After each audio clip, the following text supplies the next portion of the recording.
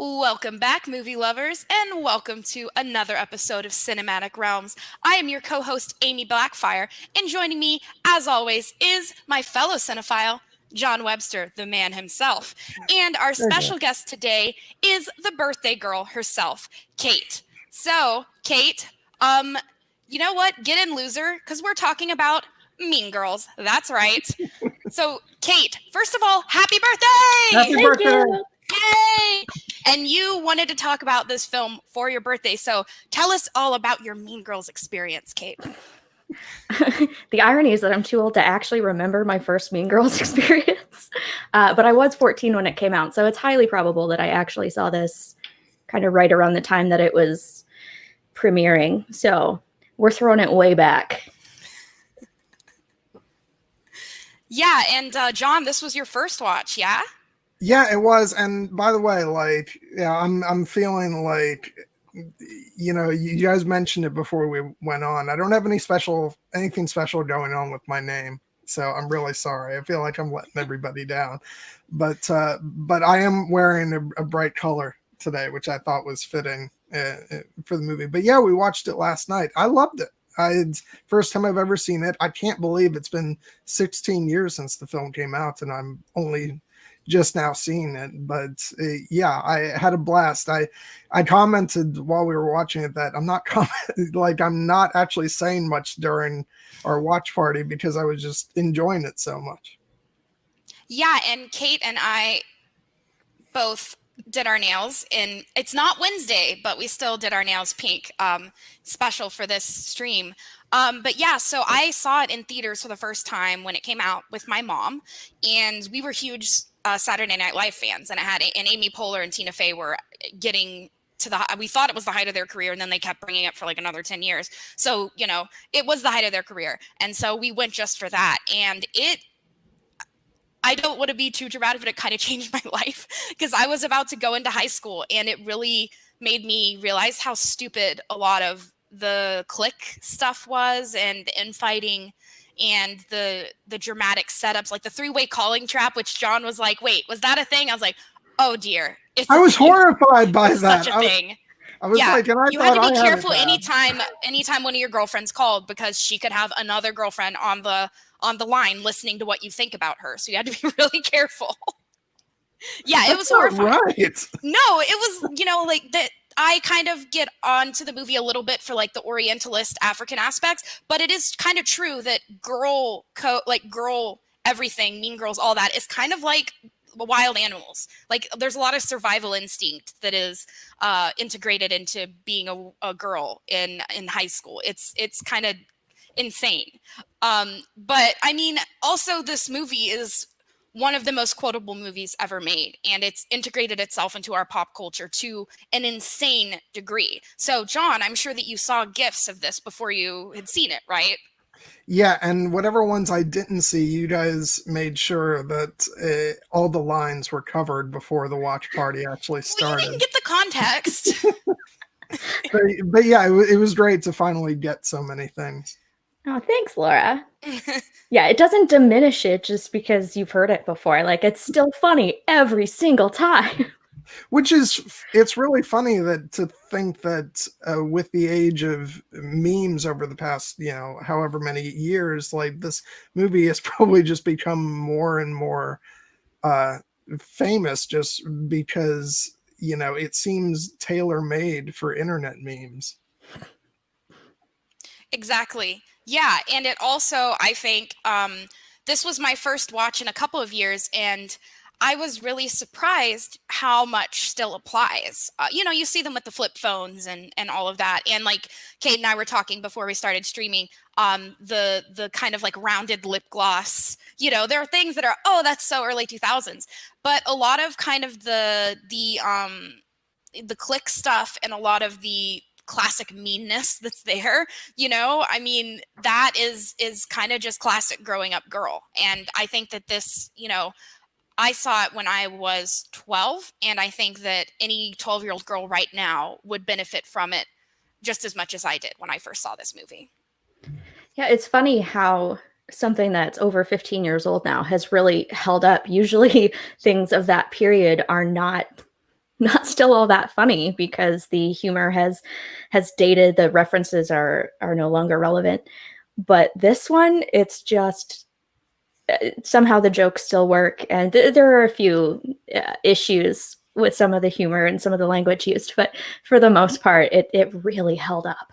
Well, one of the things that might date, if it hasn't already, because I was listening to the audio commentary last night, and I think the director was like, I wonder if people will still get the joke.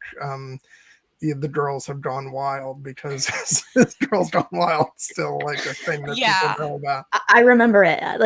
Yeah. But I do want to say, like, I love that part cracked me up. Not that line, but the fact that the principal then goes for his bat, and it's like he's going into a war zone. I did not leave the South Side for this. Yeah, and I think also what I like too is that this movie kind of does what I think all girls would want, kind of just, it's the big elephant in the room that we all talk about each other behind our backs. And this movie literally has a moment where everyone raises their hand, right, and says that they call each other, like sluts behind their back. So it also is kind of like a little bit of pulling the curtain, I would say that the first like half, 3/4 of the movie is kind of about Lindsay Lohan's character, Katie, integrating herself and becoming like her own worst enemy, basically. She's working with Janice and, oh my God, I can never remember his name. Damien. Jeez, I'm so bad with dare names. you. Sorry, Jada and Damien, right? And see, now, you know what? Now I'm not going to get on you anymore about not being able to remember the difference between Merry and Pippin from Lord of the Rings, because if you can't even remember a character's name from one of the most important movies of your life. David is great. I love him so much. I too am almost too gay to function. Anyway, so originally she's working with them and they are actually friends. And then we see the latter half of the movie is really about Katie going dark side, right? And how her friends react to it. And Janice, to me, is an interesting character, but I think one of my favorite lines that she says is, at least I'm out there and I say I'm mean, right? Regina is fake. And I kind of appreciated that because the first time you watch it, you're like, well, Janice is kind of also mean. She's not really a nice person either, but she's not fake about it. Yeah, and I mean, she's also on the receiving end of a lot of meanness. So it's like we kind of get the impression that she's more just doing what she has to do to survive. Janice is kind of made out to be a little more sympathetic because she's not with the in clique, but she is. They're all mean. That's why the film is called Mean Girls, and it's this weird circular thing that happens where the victims use the tactics against others because it's the only way they feel that they can regain that power and that control. They lash back out. And it's funny because Regina gets her comeuppance, but Janice never does. Katie gets it and Regina gets it. Yeah. Everybody else kind of comes forth with it, but Janice just gets to go on living the way she was. She called out Katie at the spring fling, are you still an asshole? No, I don't think so. Well, you were kind of an asshole too, Janice. Yeah, and also I think that and she kind of does the classic thing whenever Katie's the new girl, right? So they kind of prank her a little bit here and there.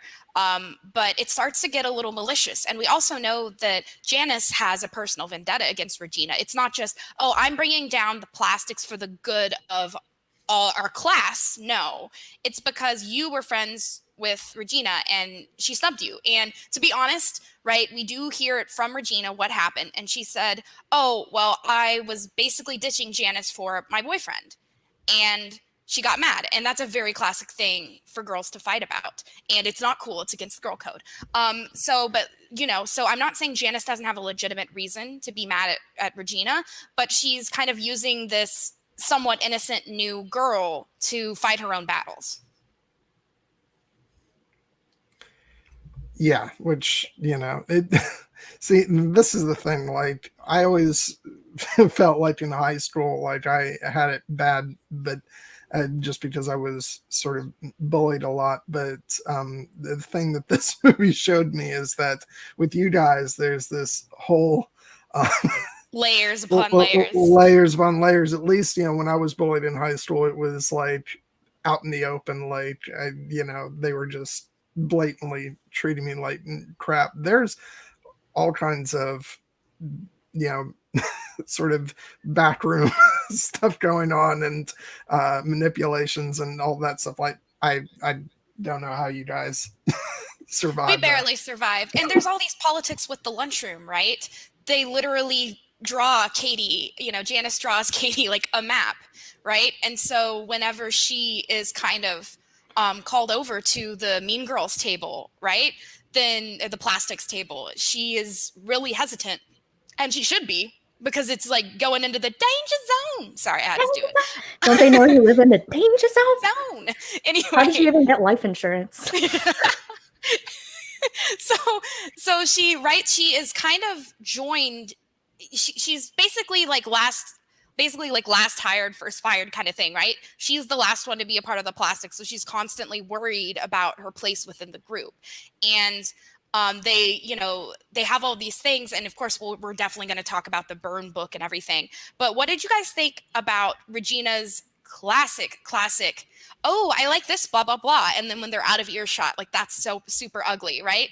And she realizes later with that skirt, talking about with another girl, that, Regina had done the same thing the first day that she talked to her with the bracelet. Yeah, that's an interesting thing that actually happens. It's actually like quoted in the book that this movie is based on. That's a real thing that happens. Tina Fey says her own mother did it. So that's a thing. And it's interesting because Katie, you can see her slowly changing across the movie. But she's still wearing the bracelet, even through all the other changes that she goes through in terms of starting to wear makeup and changing the way she wears her hair and wearing more pastels. She keeps wearing the bracelet until she realizes how two-faced Regina was when she complimented it. Yeah. And then that's when she takes it off. And when she turns to the dark side, it's like this moment that's signified by a bracelet, which is awesome.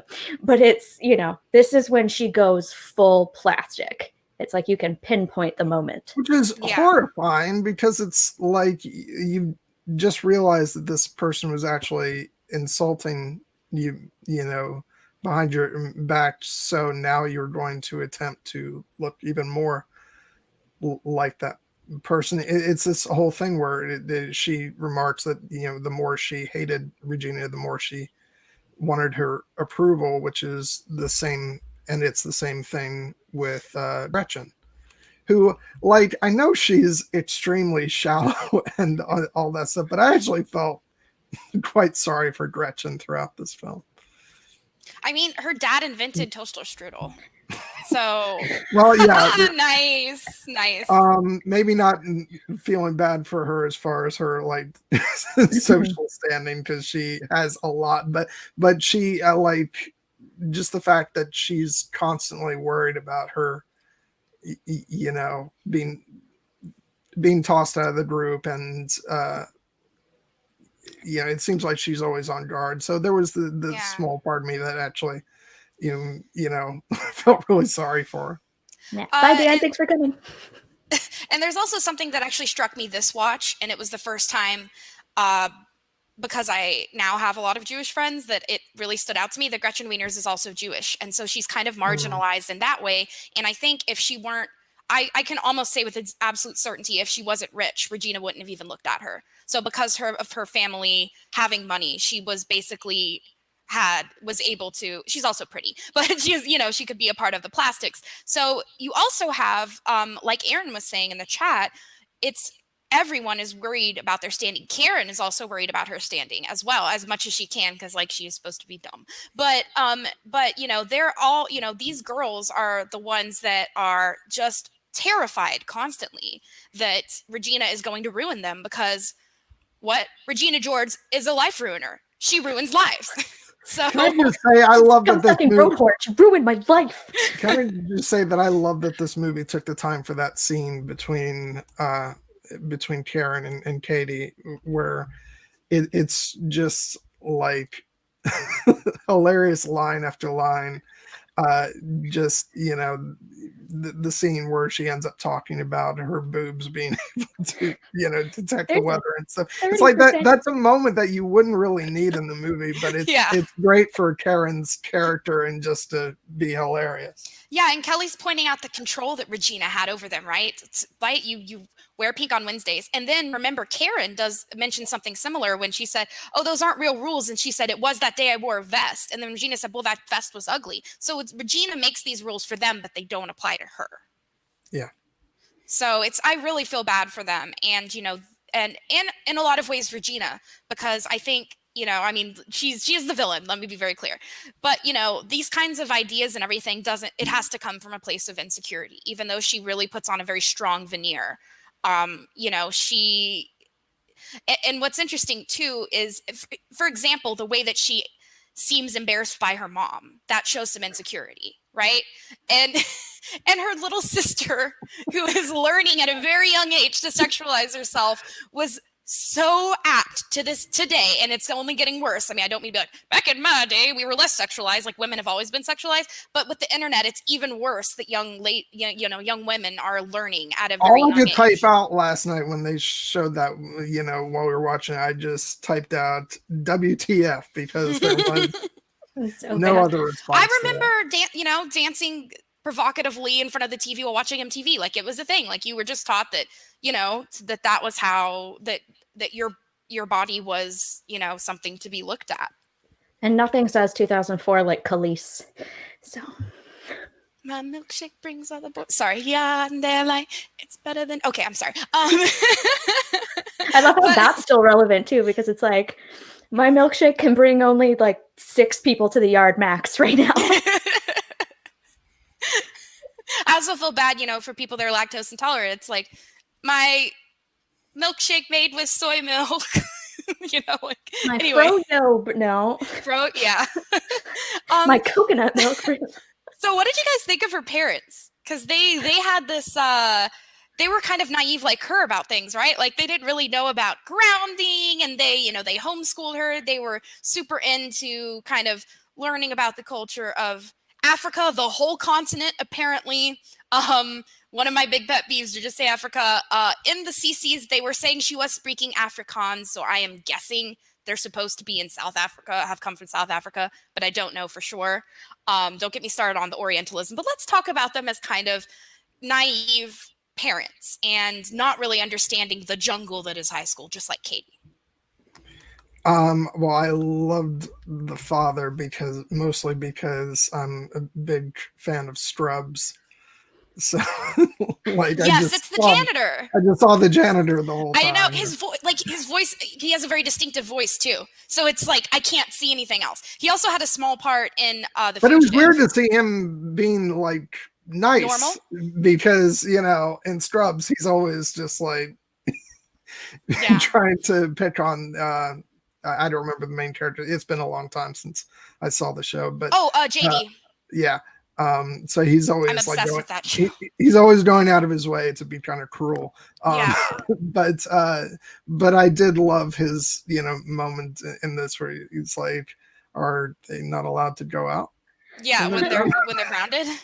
She's like, where's Katie? Oh, she's out. She's grounded. Wait, they're not allowed to go out when they're grounded? That's cute. Yeah, I never really gave much thought to Katie's parents. You know, they're sprinkled here and there, and they're just sort of there to facilitate things a little bit. But yeah, it's interesting because I think a lot of parents sort of fly blind, even those who have remained in American or Canadian society for a time and not lived somewhere so culturally different. But yeah, a lot of parents, especially of Mean Girls, it's hard to tell that your kid is involved in all of these things because they tend to hide things from you. Yeah. So they had no idea that Katie was, you know, degrading herself for a boy and playing mean pranks on people with impunity, basically. So once they figured that out, it was kind of, everyone is sort of taking things as they come and trying to do their best job to bring up good kids, right? So they had to swim with the sharks just like everyone else. Yeah, I think they were also an important part of showing how dark side she had gone, right? Because they're asking her, she had that party that got out of hand, and she had put the vases under the sink. And the mom was like, oh, this is the blah, blah, blah of the blah, blah tribe. Like, doesn't that mean anything to you? And she was like, no. And the look on her mom's face, like she had you could tell they were very close. And her daughter was adventurous and didn't really care what people think. And she was curious. And now all of a sudden she's plastic. So I think that the parents do perform that kind of important, role of showing how far Katie has fallen. Yeah, I mean, you get no better representation of that when she's like, she tells her friends that she's doing this, thing with her parents, and then she lies to her parents saying that she's doing the thing with her friends so that she can have this party, which spirals out of control, obviously. But yeah, and then we have that hilarious scene with Damien and Janice, right? Her kind of quote unquote real friends, in the car being like, you didn't invite us. And then Damien's like, I won't stop. I'm not stopping this car. I have a curfew. And then the second, Katie kind of insinuates, like very not even insinuates, straight out accuses Janice of being lesbian, which there's nothing wrong with that. But in this movie, she is allegedly heterosexual, so she doesn't want to be called a lesbian. Then when she says that, right, Damien stops the car, and that's she didn't. Oh no, she didn't. Because I want my pink shirt back. The thing is not so much, accusing her of that, but it's directly going back to what Regina did to her, and that Katie knows that, and so that's such a betrayal, that moment of like you're using this thing that I told you was is set against me when I was younger by this person that I trusted and who essentially just turned away from me. It's a cruel moment. Yeah. And why do I feel like we're all laughing at something and not paying attention? I'm sorry. Yeah. Okay. The Aqua reference. I'm done. I got it out of my system.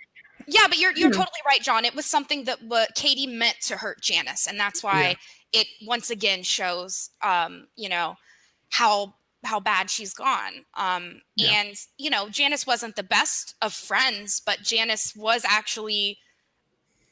was more honest with her, and Katie was able to be more honest about herself with Janice, right? She was able to be herself in front of Janice and Damien. And by the way, I also like that that's a bit more three-dimensional, I think, than I would have expected, where you'd expect the movie to set up that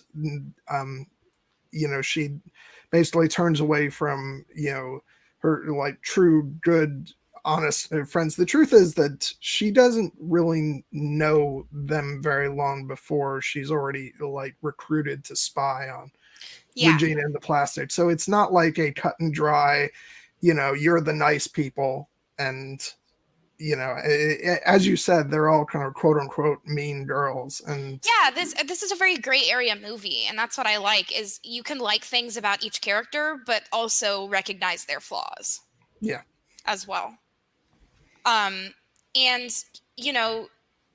I think a really good kind of character to show how Katie is not being herself is Tina Fey's character, the math teacher, because she recognizes Katie's talent for math, and she's a little awkward and a nerd herself, and she kind of embraces that, and she wants the same for Katie. And so when she sees Katie going off the deep end, and when Katie almost makes her lose her job, she takes that obviously very personally. So we get the teacher feeling like kind of a personal betrayal from Katie when she does go full mean girl as well. And oh my God, there is nothing more chilling than the disappointed face of Tina Fey, is there?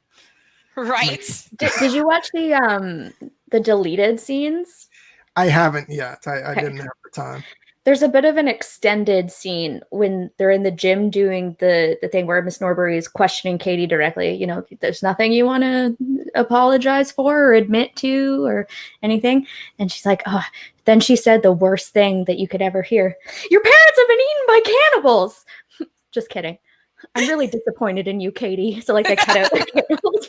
It's just like, it's just so perfect that, yeah, like it happens directly in the movie that you see the moment when she's like, oh no, she's gone. She's turned to the dark side. And I think you might be right, Stephen, but I do know for sure. She No? didn't direct this. This is her Not direct. solo screenwriting debut. Screenwriting. Mark Which Waters one? is the director, and it's funny because his brother Daniel is the screenwriter for Heathers. Which, by the way, I don't want to make a whole big thing about this, but like, But go ahead, John. But I totally assumed, just because I knew that Tina Fey was kind of, you know, the person behind this movie, that she had in fact directed it, and it's a sign of, you know, it was 16 years ago, but still, you know, like even now, it's still a thing where you would have expected her to direct this. And it seems like such an obvious choice for a movie that should have had a female director. Yeah, definitely. And Yeah. I do want to say, though, the reason that, for me, the reason that this was such a successful film and is so quotable and memorable is because of Tina Fey and the work that she put into it. And even though she had the novel to work from, which I believe was called Queen Bee. It's not a novel, actually. It's a nonfiction parenting guide. And it's so funny. I highly suggest everybody goes and watches the Honest trailer for this because it's so funny. It's like, this is the funniest movie ever to be adapted from a nonfiction parenting book. Yes. Yeah. Oh, don't worry, Tony. We'll get to my second favorite blonde named Amy because I'm my first favorite blonde named Amy. Tina Fey in this and the way that she constructs this and kind of pulls from it feels very personal. And it feels like when I was in watching in the theaters with my mom, I really felt like she was speaking directly to me about my upcoming high school experience, basically. And so I thought that that Tina Fey was in many ways the heart of this movie, especially at the end when, you know, as Miss Norbury, when she was doing the trust falls and such, like, you know, she was starting to kind of put, even though it was a small gesture, she was starting to try the process of healing for these girls because it had been so rampant and awful. Yeah, I love the way it's also offset just by like hilarity, where it's like, you know, you get the girl who, you know, doesn't even go to the school, and she doesn't even go here. She's like, okay, I just have a lot go of feeling. we can all eat cake and yeah. What is it? Make something out of sunshine and rainbows. Yeah. Like, can't we just get along like we did in middle school?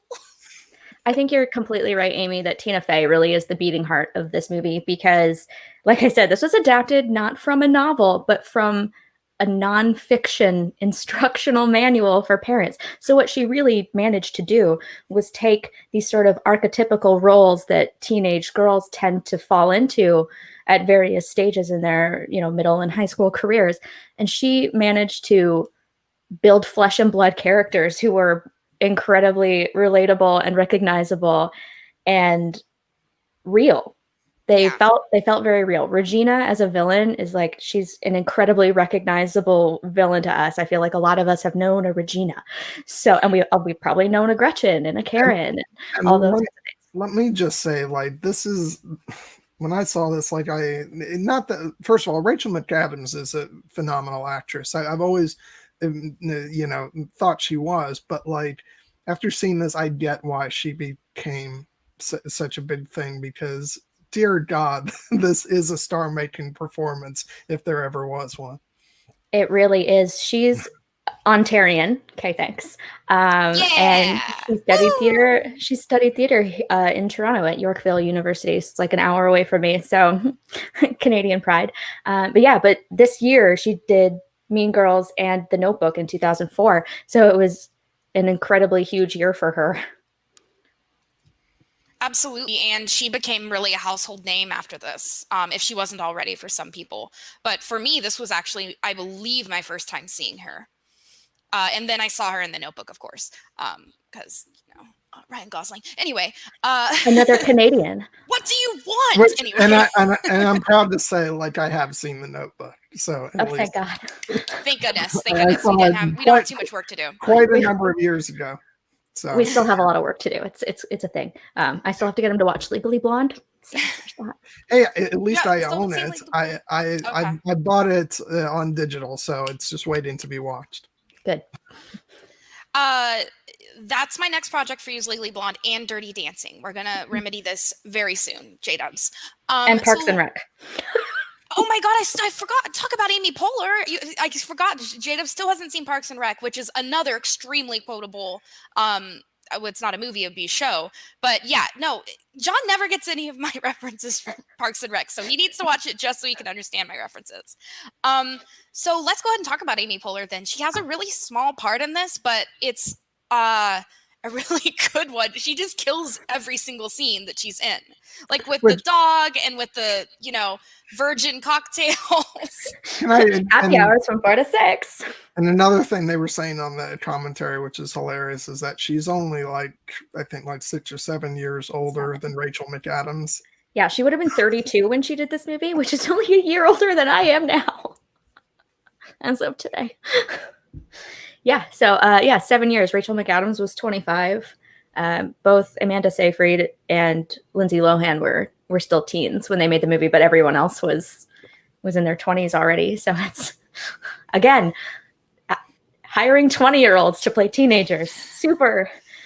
Yeah, and I think it's interesting that we have Tina Fey, Amy Poehler at the height of their career, and then we have Rachel McAdams starting the height of her career, and then unfortunately Lindsay Lohan, this is kind of the sunset of her career too. So it's a very interesting dynamics. And I have to say,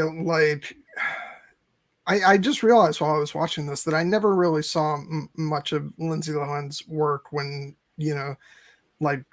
when she was actually I was obsessed with her. For lack of a better term, successful. I kind of only knew of her once. I think she's also Confessions of a Teenage Drama Queen. Yes. Yeah, and she was big, John. Big.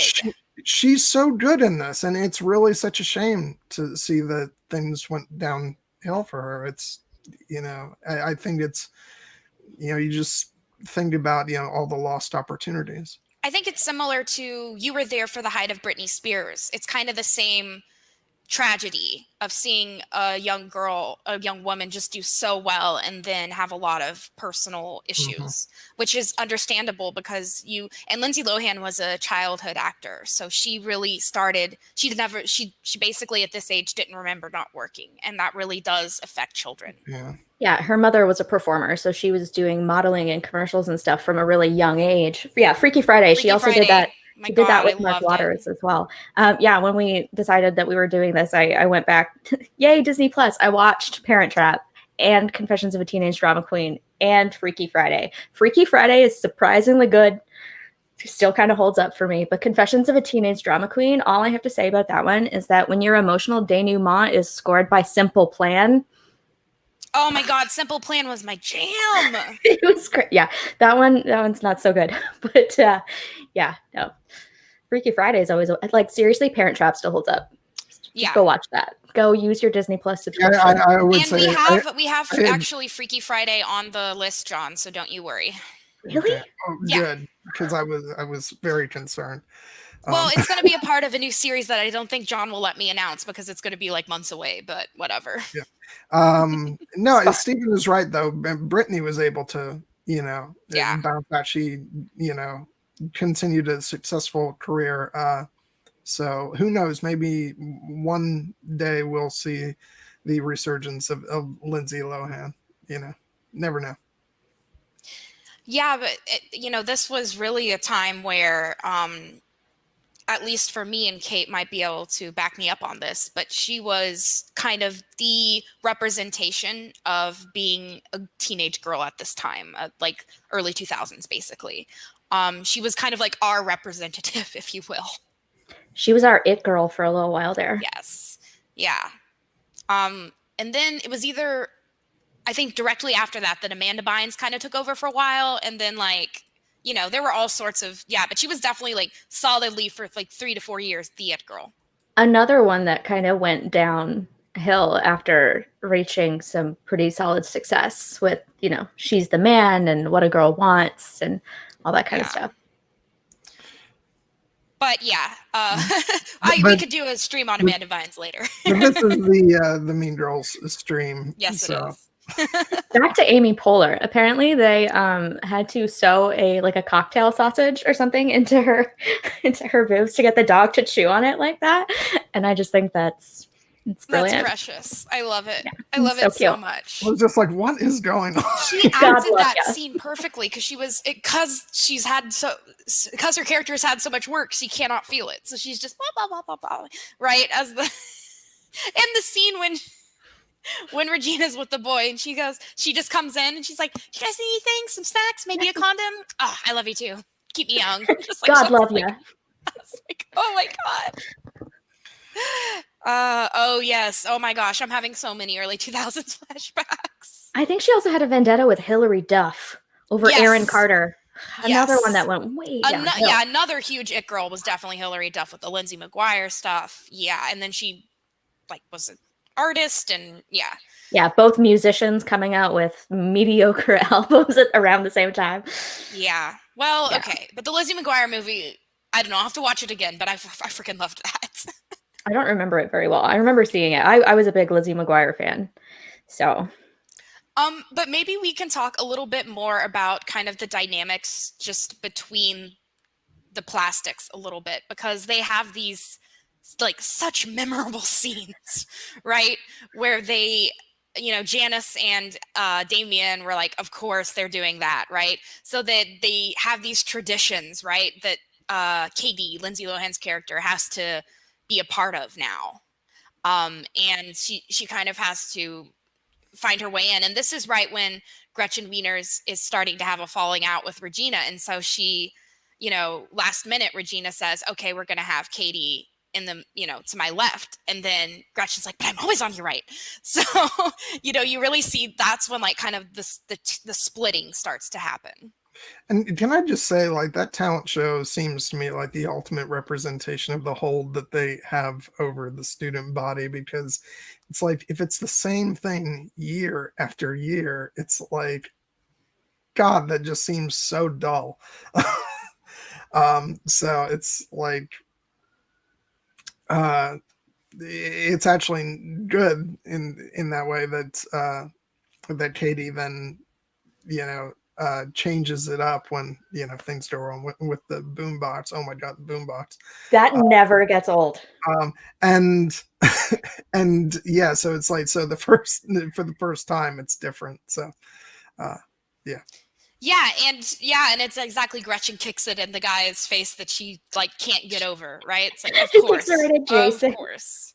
He deserved it. So he did because he was a dick. But anyway, we also have, you know, speaking of Regina kind of and Gretchen, we have the classic, stop trying to make fetch happen. It's not going to happen. So you have Regina really bullying. Well, she bullies everyone, but Gretchen kind of feels like she had this special place and she's kind of falling, you know, from grace, right?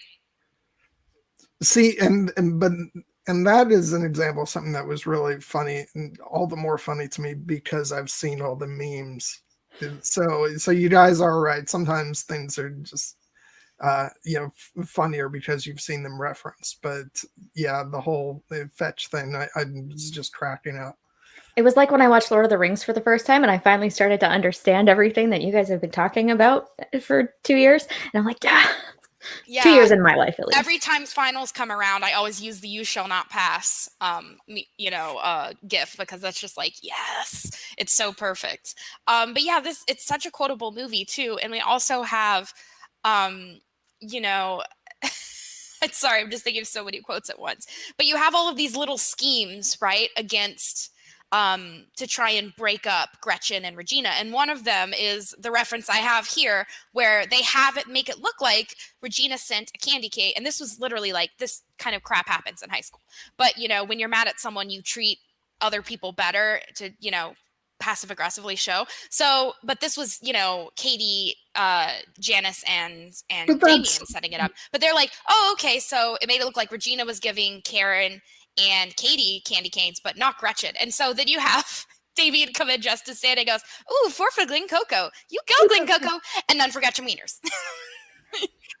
So you have that exclusivity, right? I really want to wonder how that became such a quotable thing, because it's hilarious to me just because I've just seen, it's, quoted so often. I'm like, it just seems like such a random thing. You go, Glen Coco. And I feel bad for Glen Coco because that's a real person. She named it after. It's a friend of her brother's, and it must be old by now, but we're never gonna stop. So, and these are like one of the things that Kelly did, right? These are the kinds of things that are funnier, especially at the time, because Shaggy's "It Wasn't Me" was so big, and so he's like, "I'll make love to your woman on the bathroom floor." Not like Shaggy will know it was me, because she'll be like, "Oh, Kevin." And the principal has to cut it off.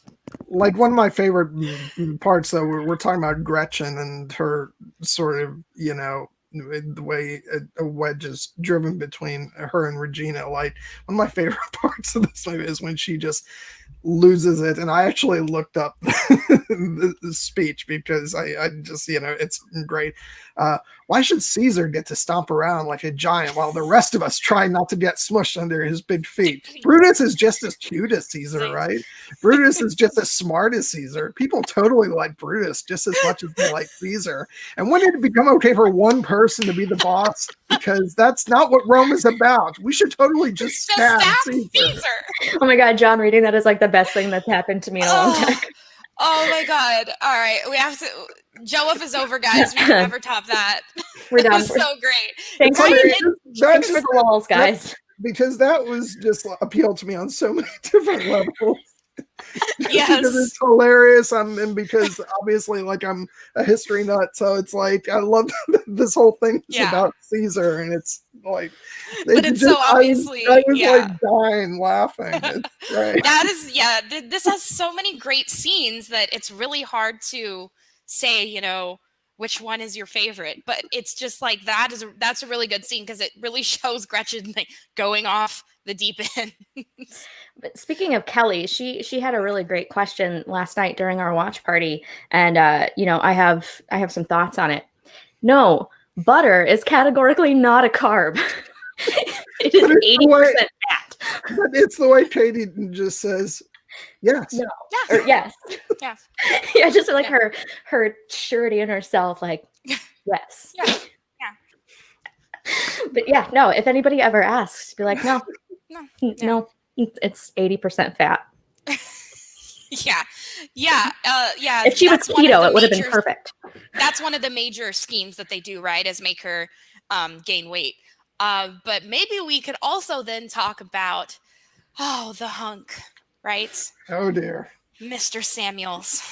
He is a hunk. And you know what's funny is this kind of follows the typical, but he got hotter as he got older. Is that just me? I don't know. No, he totally did. You're right. Yeah. And he hosted a show with Cake, so I'm in. Yeah, so you have her kind of first crush, right? She mentions that, right, there's that funny scene where she flashes back to when they were in Africa, who knows what country, and right, and she goes up and says in Afrikaans to the boy that, that she likes him, and he just goes off and she's like, it didn't go well. Yeah. I only had one other crush. His name was Nifume. So we have her really first crush, right? So all of these things are so new to her, and liking boys is new to her. So we have the classic, I wanted to, start talking to him more. And one day he asked me what day it was. Or on October 3rd, he asked me what day it was. It's October 3rd. Which has officially become the unofficial Mean Girls Day, by the way. So on every October 3rd, you see a slew of gifs and memes. Every year, without fail. But what did you guys think about his character and kind of how he interacted with the girls? I think he's portrayed as way too nice for as popular as he is. It's like, girls, you want the you want the actual nice guys. You gotta go looking for the ones who are not popular. Just saying. Yeah, he's kind of a little bit dumb, right? Because he's like, oh, he literally tells Katie later at the party where she throws up about yeah, Regina can be mean and all this stuff, and then he completely believes her about Katie writing Mrs. Aaron Samuels. It's like, wow, he's kind of dumb. Like, maybe he's good for Karen, actually. Yeah, and then she lets him tutor her. It's like, finally a guy who's bad at math. Just, running against the stereotype. Yeah, it's nice to flip those tropes, isn't it? Yeah, I enjoyed that. Aaron is, I think he's actually, pretty solid. He doesn't have a huge part, but at least he's a teenage guy. He's a little naive when it comes to Regina. He wants to believe the best in her and the best in everyone, but he does seem to at least have a bit of a moral compass, even if he's not the brightest crayon in the box. So. Yeah, he sure is kind of dumb. I just can't get over it, because usually, most other movies, this is another thing that I give Tina Fey credit for, is that most other movies he would have had a much more prominent part and more lines and more screen time. And instead we are really focused on the relationships between the girls. I mean, Damien gets more screen time than him. Which is awesome, because Damien is amazing. Yeah, that's true. Like, you didn't get a lot of really positive portrayals of gay characters even at that time, and so having Damien be, sort of the driving male presence, in a movie is great, and having Aaron be just sort of like the eye candy side piece kind of thing happening. It's refreshing, just having this like movie that's just purely about girl dynamics. And I do have to say, talking about the projection room, I am glad that, even though, it wasn't the necessary, I mean, it's a comedy, so it is a little problematic, but I am glad that they did address teachers and students being together in like super Me Too moments before the Me Too movement.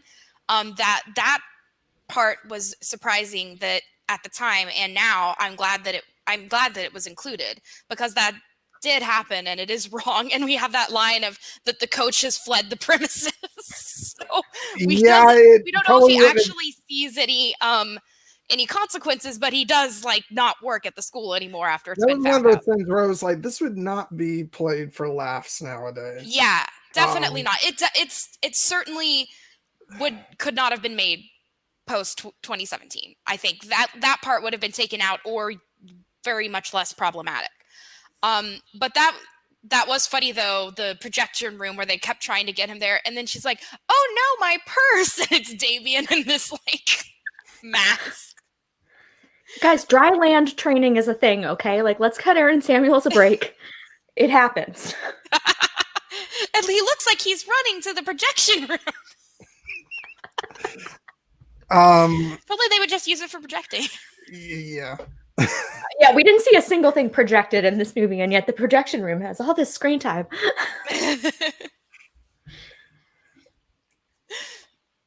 Yeah, I don't know. He is a bit of a dummy, so I don't know. Like, yeah, and that's the thing. It lends itself to some golden quotes, to step away from the underage girls, but it's like, no, that's not right. Now they're fighting in Vietnamese, and they're like, yeah, they're saying terrible things to each other, and they're like, all right, good. Like, yeah. When Tina Fey's character is like, okay, everyone talk it out, and so then you have the Vietnamese girl just like, oh, well, you're just jealous because he likes me more or whatever, and then she obviously doesn't understand Vietnamese, and she's like, okay, good, moving on. Just she says the N-word in Vietnamese. It's like, oh. Yeah. I saw that, it was like, okay. Another thing that probably would not, along with the R word, like nobody says that anymore. Yeah, and then we have, oh my gosh, such a small part, but such a hilarious part, the health teacher. Yeah. You will get pregnant and die. Now everyone take some rubbers. And then the next scene, he's like, you will get chlamydia and die. And he's like, okay, chlamydia. K-L-A. Well, the best part though was again, apart from the audio commentary track, was the director also. I can't remember if it was the director or if it was Tina Fey who said it. The fact that that line gets laughs from teenagers, which shows that they know how to spell chlamydia. Which it's funny. So it's even more that surprising was that it's Coach American Carr. chlamydia. Okay, that actually makes it more ironic because he's, at least making out with students, probably. Maybe. We hope not more. But yeah, that makes it really scary and ironic, and actually now less funny to me. Which is, I need to wake up. So there goes Amy in not keeping her character straight again. I am so bad at it. I've never claimed to be good at it. So, speaking of groups, so we have the plastics, which we'll come back to them. But what about the mathletes? What do we think about that? We've got Kevin G, and and we've got 3 other members in addition to Katie, and of course their advisor is Miss Norbury, Tina Fey's character. Sorry, but good turnout this year. That is a good line. Actually, I love it because, if all goes to plan, I might graduate in that building someday. That was filmed at the University of Toronto in their convocation hall. But yeah, I love that scene. But at the same time, it's got some of those gender stereotypes coming back in with the, they both pick the girls to face off against each other. And then she's standing there judging Carolyn Craft, she has, a snaggle tooth, $2 lip gloss on her snaggle tooth. I believe it was a 99-cent lip gloss. Her outfit looked like it was picked out by a blind nun and stuff like that. But then that's the moment when she realizes the pointlessness of that, and that she shouldn't be doing that because it's not going to improve, her chances of winning or her standing or how she feels about herself. So yeah, she realizes it's not the path to happiness to tear Regina down, and it's a turning point for her, which is kind of why it's one of those great scenes in the movie where and you're just in her head, and of course it's insanely quotable. The limit does not exist.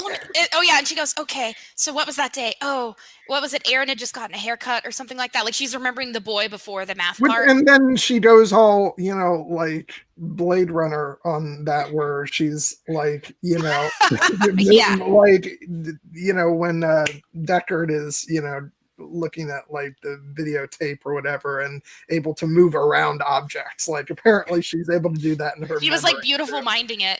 Or that gif with the girl, with the woman who has all of the calculations. All the numbers. She just sees the infinite limit chart in the background. I need to learn how to do that. Yeah, I sucked at math, so I'm basically dyslexic, but with numbers. I can't keep them straight. I am really good at Chinese randomly. So that's what I go with. Unlike Amy, I'm excellent. I didn't know that about you, Amy. I really did. Really anyone can learn at J-Dubs. It's not that hard. Wait, speaking of Chinese, has anyone heard the good word about the Poppy War? Has anyone heard the gospel of R.F. Kuang's The Poppy War? Seriously, really good. Let's pick it up. you can't mention it. At least you're doing it from a different box today. Yeah. We switched it up this week. Sometimes you just need a little variety in your life, and I really do love too. I just want to reiterate how Kevin G, or it's Kevin G, not Kenny G, right? Kevin Napur. God, I'm sorry, I'm so bad with names. So math Kevin enthusiast and badass MC. So he was like, "Oh, you should join because we'll get more money and get uniforms if we have a girl." And then he rips his uniform when they win. So it's dude, he's such a silly character. I love it so much. I love it too. What I like about him is that he is just confident in being a math geek who likes to rap, and he's kind of one of those characters that is an example of someone who has gotten over caring about what others think about him. The other thing I love about Kevin is that he's not an Indian stereotype. He doesn't have that thick accent and Is it Kenny G? Kevin G? I don't know.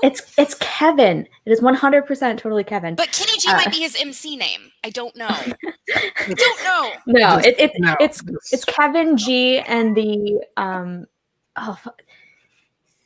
It got like a name for his 3 backup guys. I forget what it is right now, but And he Mandy. had a whole thing. Hey, Mandy. Hello. And you are right. He wanted the jackets, but it was just hilarious that the matching shirts he ripped. It's like, what are you gonna walk out of the building with a ripped shirt? Like, that's a good one. Guilty. But it is such a great moment, and you're right. He is kind of strangely like the. Oh, that's what. Okay, yeah. Power of 3. I knew it was a mouth joke, but I couldn't. The character who's kind of achieved what everybody else should be aiming for. He's completely comfortable in who he is, and he celebrates that. So yes, Stephen, you're correct. He was a jazz musician, and I'm just hearing a saxophone in my head now. So yeah, that's great. So we kind of have, multiple groups that Katie can be more herself with, right? The mathletes and being with Damien and Janice. But I would say still what I really like about this movie, I know like we're halfway through and I'm already skipping to the end, but I do want to make the point that in the end, she doesn't pick one of the cliques and just stays a part of it. They kind of blow the whole system up a little bit, which is slightly unrealistic, but you know what? It's a movie. We're having a good time. And they just hang out with people that they want to hang out with, and there aren't cliques anymore, basically. And I think that's where I was like, Tina Fey, you're a genius, because that really shows, kind of the possibilities if people would just be honest with each other. Yeah, and it's interesting because in Wiseman's book, there's all these different social roles, right? So you have the queen bee, and you have there's one called the banker, which is basically like Gretchen, where they bank information on people and use it against them. They become the confidant so that they can use that information as social capital. And one of those roles is called the floater.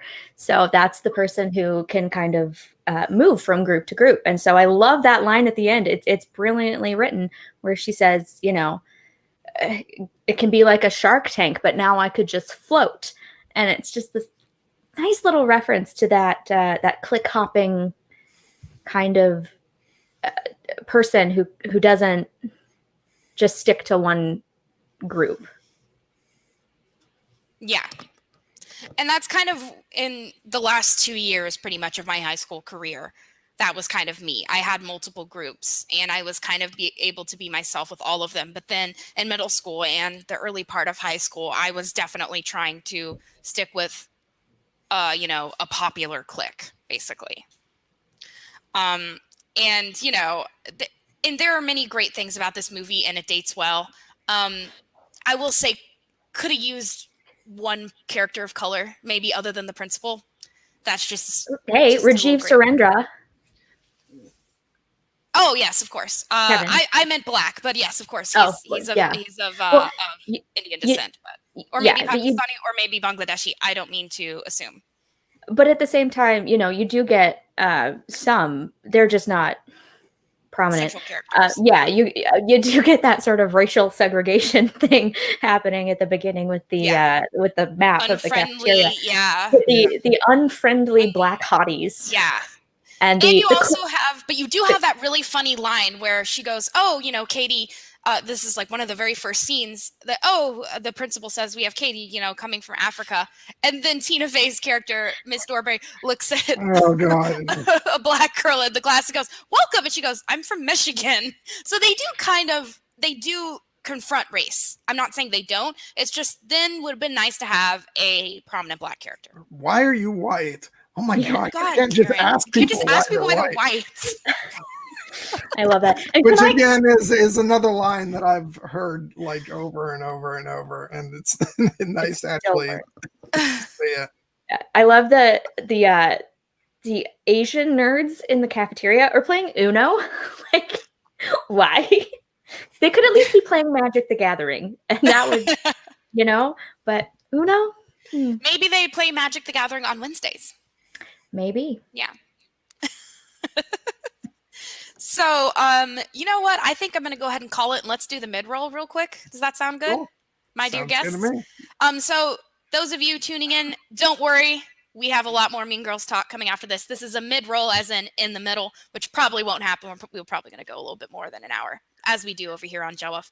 But yeah, this is the time we're just going to do some plugs, let you know what's coming up.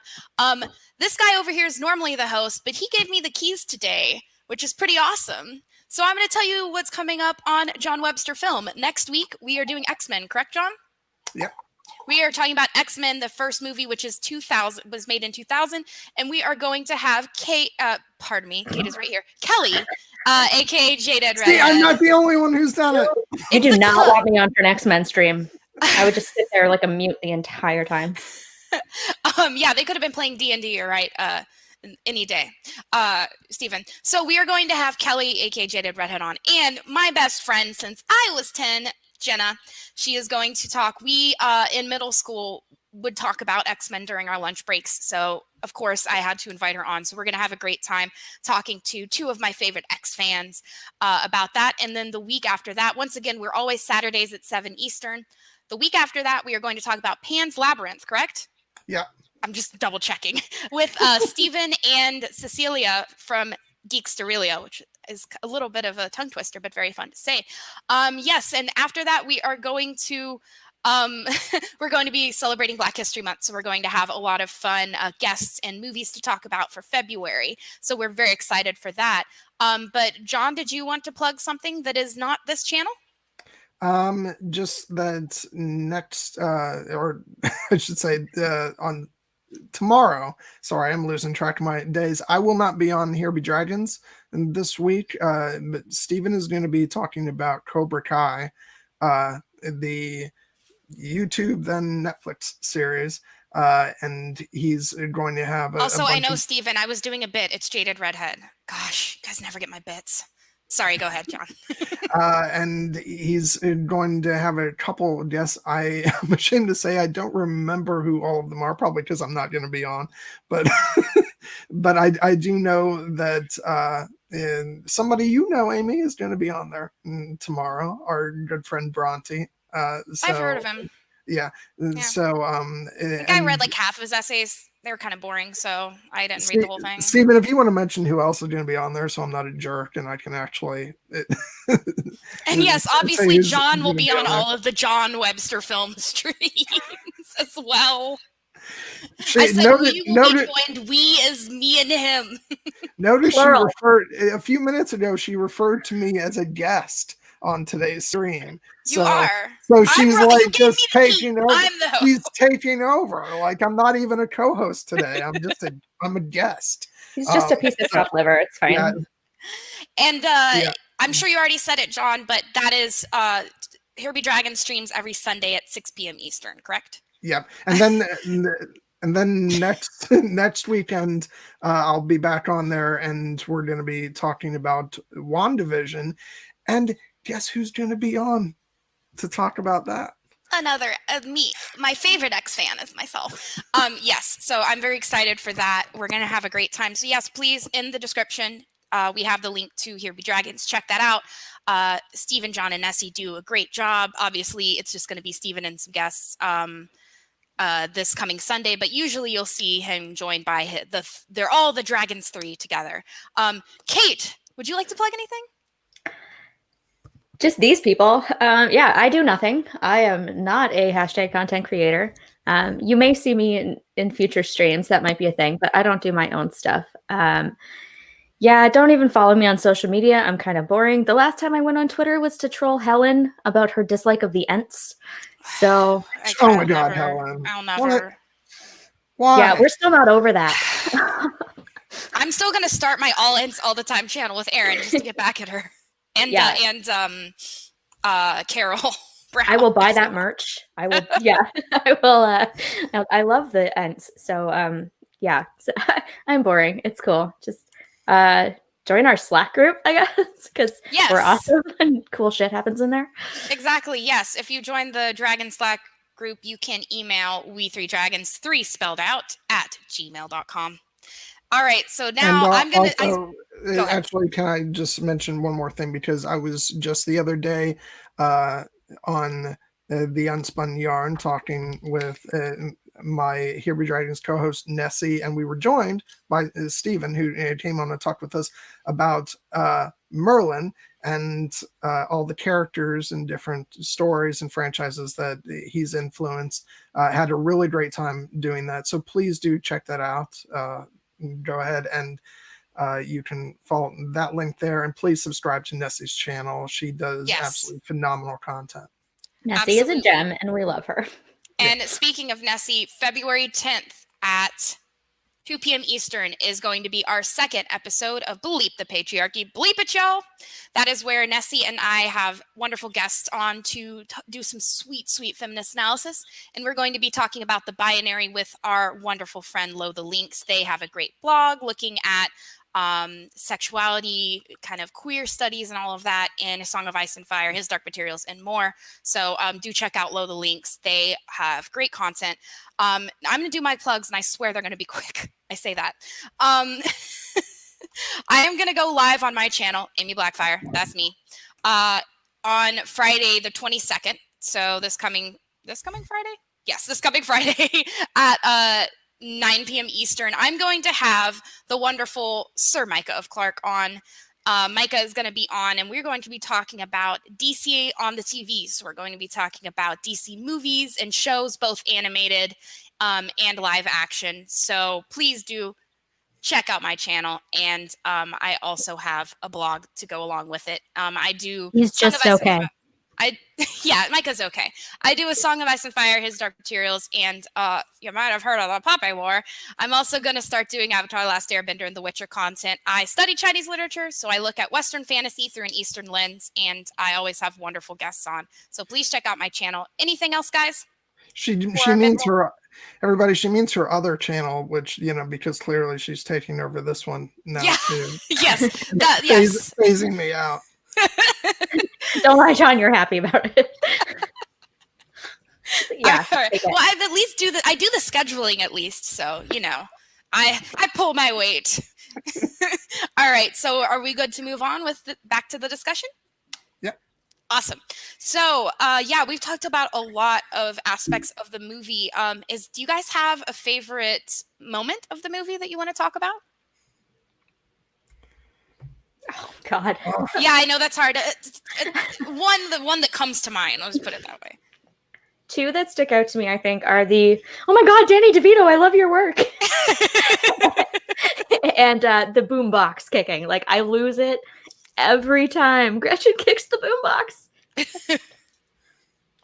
Yeah. And also, chat. What are your favorite moments? I didn't mean to leave out the chat. Let us know. Go ahead, John. It might be the Caesar speech, now that I think about it, because I couldn't stop laughing. But something that I haven't already mentioned. Shit, I don't know. Like, I've just seen the film for the first time, so I'm trying to run through all the moments in my head. But if you want to think, I could talk about some of my favorite moments. No, it is probably that drive-by moment with Janice and Damien, where they call Katie out, because it's such a, like, so many different things going on in the moment, and I love that line. You're not pretending, you're plastic. Yeah, cold hard plastic. And she does a call out to the title. She says, "You're a mean girl," right? So you're a mean girl. So she really calls her out on that. Gosh, those are all great moments. I actually really like the mall scene where Regina calls the girl's mom, who is getting with basically, the guy that Gretchen wants to be with, and she's like, "Oh, hi, yeah, we were just wanting to talk to her. I'm from Planned Parenthood about her test result. Could you have her call us back? It's urgent," right? And then you see the flip phone, which, like, you can only do in the early 2000s. That dramatic flip hang up, right? And then all of a sudden, her mom gets a call, and then they're like, "Oh, she won't be hanging out with any boys anytime soon," right? Yeah, you Also really on can't. the bus. Okay. Now I have to say, like, I'm just a little bit disappointed because it occurred to me when that moment happened that I have actually seen like probably bits and pieces of this movie in the past because I remembered the bus moment. It must have been like I must have been like flipping through channels at one point or something and saw a couple minutes of this movie years ago. But that is such a great moment. Because just the way it just comes literally out of nowhere, and then the line, and that's how Regina George died. Just nobody at Bookstore, like, look before they cross the street. Like, yeah, just look, kids, look before you cross. Look both ways before you the cross first the thing street. they teach you when you start to like go out into public.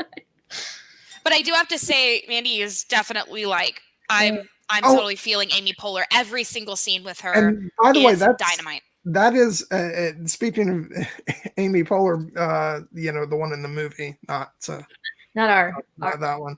I'm Poehler. Is that in that bus moment? What's so great is because you've got Regina like center frame, and then you've got Amy Poehler like off to the side, being like her goofy self, and that's actually visually distracting you from the other side of the screen. So when the bus comes in, that's why it really catches you off guard, because like you're not even focused on that side of the screen. It's brilliant the way they stage that.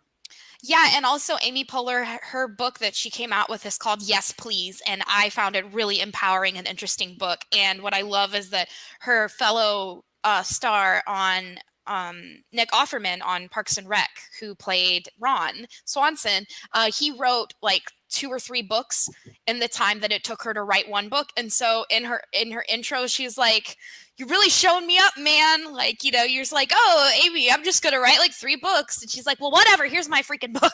It's a really fun. And I think she also makes herself very vulnerable in that book. Amy Poehler is a very, very generous person. She really shares a lot of her life with us. And she shares her name. She shares her name with me, Amy Poehler. I love her. I basically have a shrine to her in my bedroom. You've seen it. It's wonderful. She, her and Tina Fey were always such a dynamic duo, and she is really one of the best comedians of our time. And she, we see Tina Fey and Amy Poehler do other projects together. They have that one where I think they're sisters. They did a movie that came out later. It's literally called Sisters, I think. It's literally called Sisters. Okay. But Mean Girls is kind of, to me, like the quintessential, Tina Fey and Amy Poehler together movie. So basically any scene with Amy Poehler, I think, is hilarious and is my favorite. And just the very little small things that, John, I hope you watch this as many times as possible, because there are these little tiny things that are there. And it's so small but really interesting. For example, you have the comment, "The girls have gone wild," and then a couple of scenes before that, you literally have Regina's little sister watching Girls Gone Wild and pulling up her shirt, which was horrifying. Yes, I'm just gonna say. Yeah. So, and it's funny because I watched the movie as a teen, and I'm looking back on it. Like, I've been watching some teen movies in the past couple of weeks. Who knows why? And I'm just like, I watched this when I was a kid. Like, oh God, that explains a lot about me. Holy moly. Like I'm the youngest of 3 kids. So my siblings are 6 and 5 years older than I am. I really grew up on teen movies before I should have ever rightly been watching teen movies. And this one's not as bad as some of the other ones, but there's some stuff in here that But actually, going back to the bus scene for a quick second, there is a deleted scene of them at the Spring Fling, Katie and Regina in the bathroom, where Regina's like, I'm a really zen person now, but I'm also on a lot of painkillers. It's just like, you can watch these deleted scenes on YouTube, by the way. I highly recommend going and watching them because they're pretty funny. Or you can watch them on the Blu-ray, which I own, and physical media. Really easy. Yeah, I'm a little jealous of the physical media now because I really wanted to watch the commentary version. I've seen the regular movie so many times. I needed.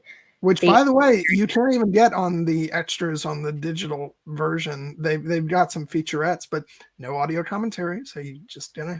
I may or may not own the media.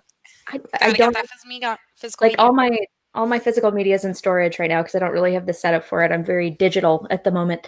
And so I don't even know if I have it. And if I did, I wouldn't really even be able to watch it. So, but when John said he was going to watch it with the commentary track last night, I was like, I'm so jealous. That's why you got to get physical media.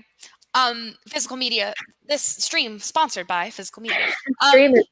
I think what I also like, I mean, I love so much about this movie, but it has lines that are so applicable to today. Like one example that comes to mind is the Halloween party when she says, "Oh, I didn't know that Halloween was just an excuse for girls to dress, slutty, and no one can say anything, and they dress like as slutty, and then put some form of animal ears on it." And then we have, I think it's Karen who goes, "I'm a mouse." Mouse, yeah. Right? And it's like literally every girl there, right? And you also, if you notice, there you go, a little cultural appropriation in the back. There's a white girl dressed as a native person. Oh so, no! I didn't even notice it's like the ultimate in Halloween, like especially in early 2000s, before we were having a lot of these conversations. It was just, that was like perfection, that whole scene. And then when Karen goes, "Oh, why are you dressed so scary?" It's like, because it's Halloween. Yeah, no, I can't say that I am innocent of being really lazy for Halloween and really just wearing animal ears.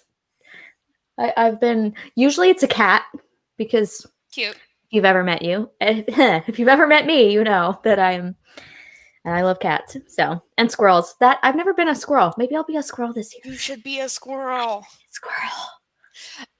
But we also, that Halloween party, like I showed in this picture here, was also when Regina basically turned Aaron Samuels, right, against Katie. Oh and my God, she's horrible. So painful.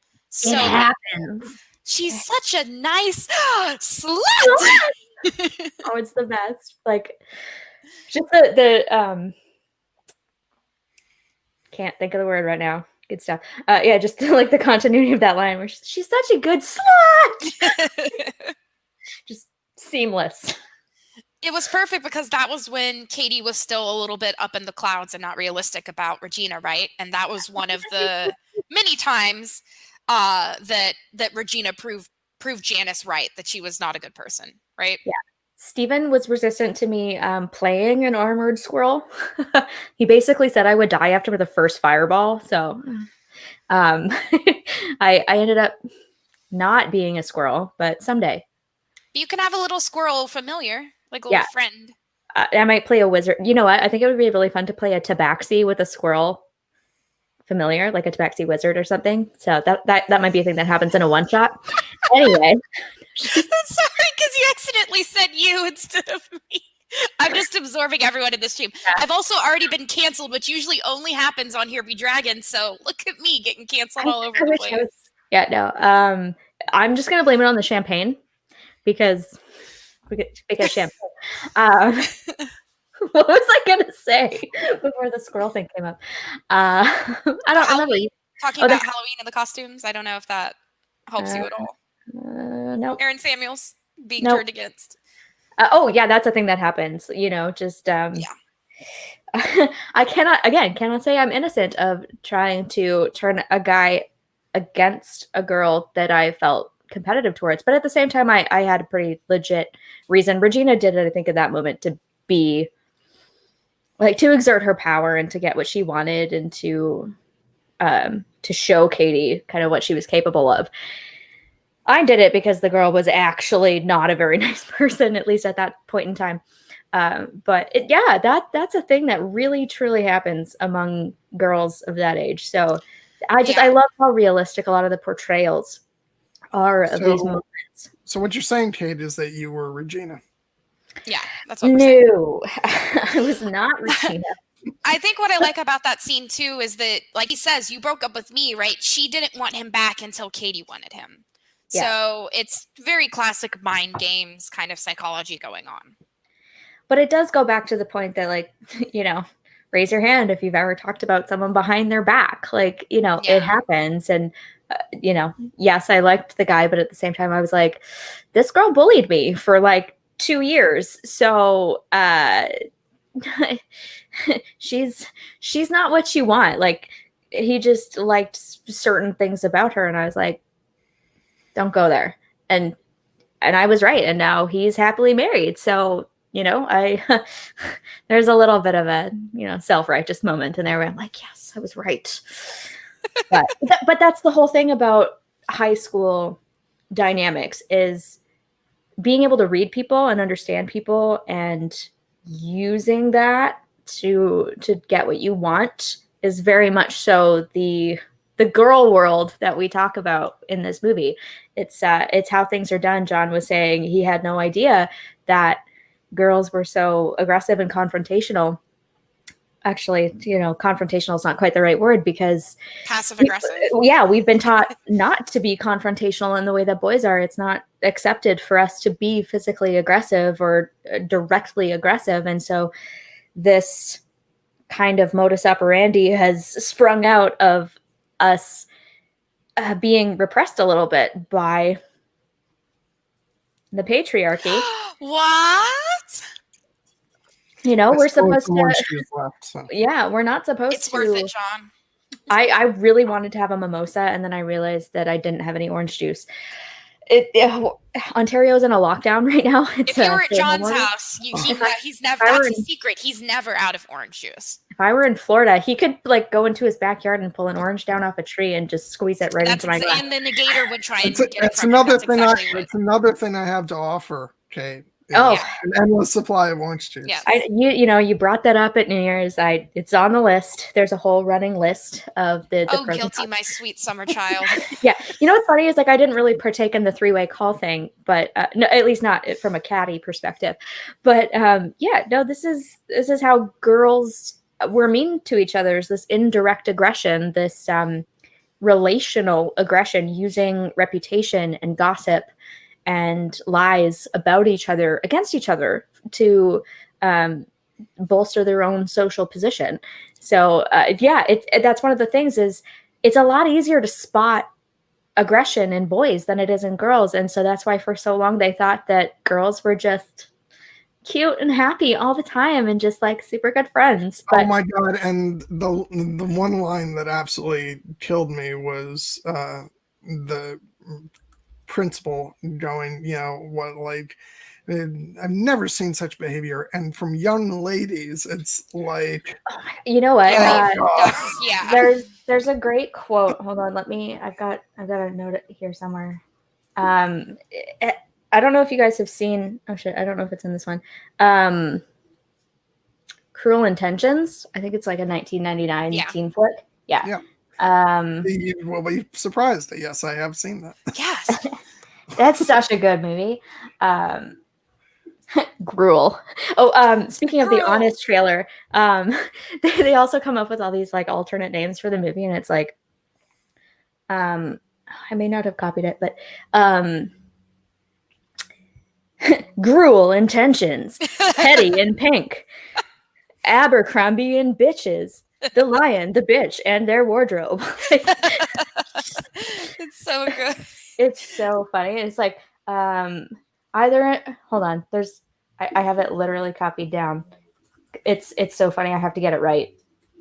Either a brilliant satire or an instructional manual for future sociopaths. Like it's so good. But the Cruel Intentions quote is, you know, like Catherine is like, you know, God forbid a woman should enjoy sex and should be confident. Like I have to be Mary Sunshine 24/7 just to be seen as a lady. And it's so true. Just this patriarchal idea of what femininity is. Girl, you're speaking my language. And what being a woman is this reserved, emotional, but not too emotional. But, you know, like there's just so many ideas of what it means to be a girl and a woman. And that's kind of why I think it's still important to talk about movies like this, because it's shaped us. Yeah. It has definitely permeated our psyches about what it means to, like, not just this movie, but a lot of teen movies, especially of this era, for those of us who are, you know, 30-ish now, to absorb this kind of content and have it be such a part of how we define ourselves. It's kind of sad that this is how we do it. It really is. And, you know, if I can get just a smidgen personal, like this 4 girls all together, and then one of them was the kind of last added. I was Katie. So there was a girl, we'll call her Schmashley. And there was another girl named Schmorgan and another girl named Schmamie. Very subtle. Well done. And I was Lamey. Anyway, so I was the last one in. So I had to do all of that code. I'm calling you Lamey from now on. Lamey. If you call me Lami, that's actually by my couple name with Lo the Lynx. Anyway, so I was the last one in, so I had to do all the dirty work. Like I had to go tell other girls that the Regina of the group was mad at them. I had to like pass the notes. I had to do all these things. And you were the messenger. Yes, I was. And I literally had to earn my place at the lunch table. So this hit me hard because when I was watching it in the theaters, I was in 7th grade. And for me, actually, middle school was worse than high school as far as cliques because I cared about what people thought about me and I got better in high school.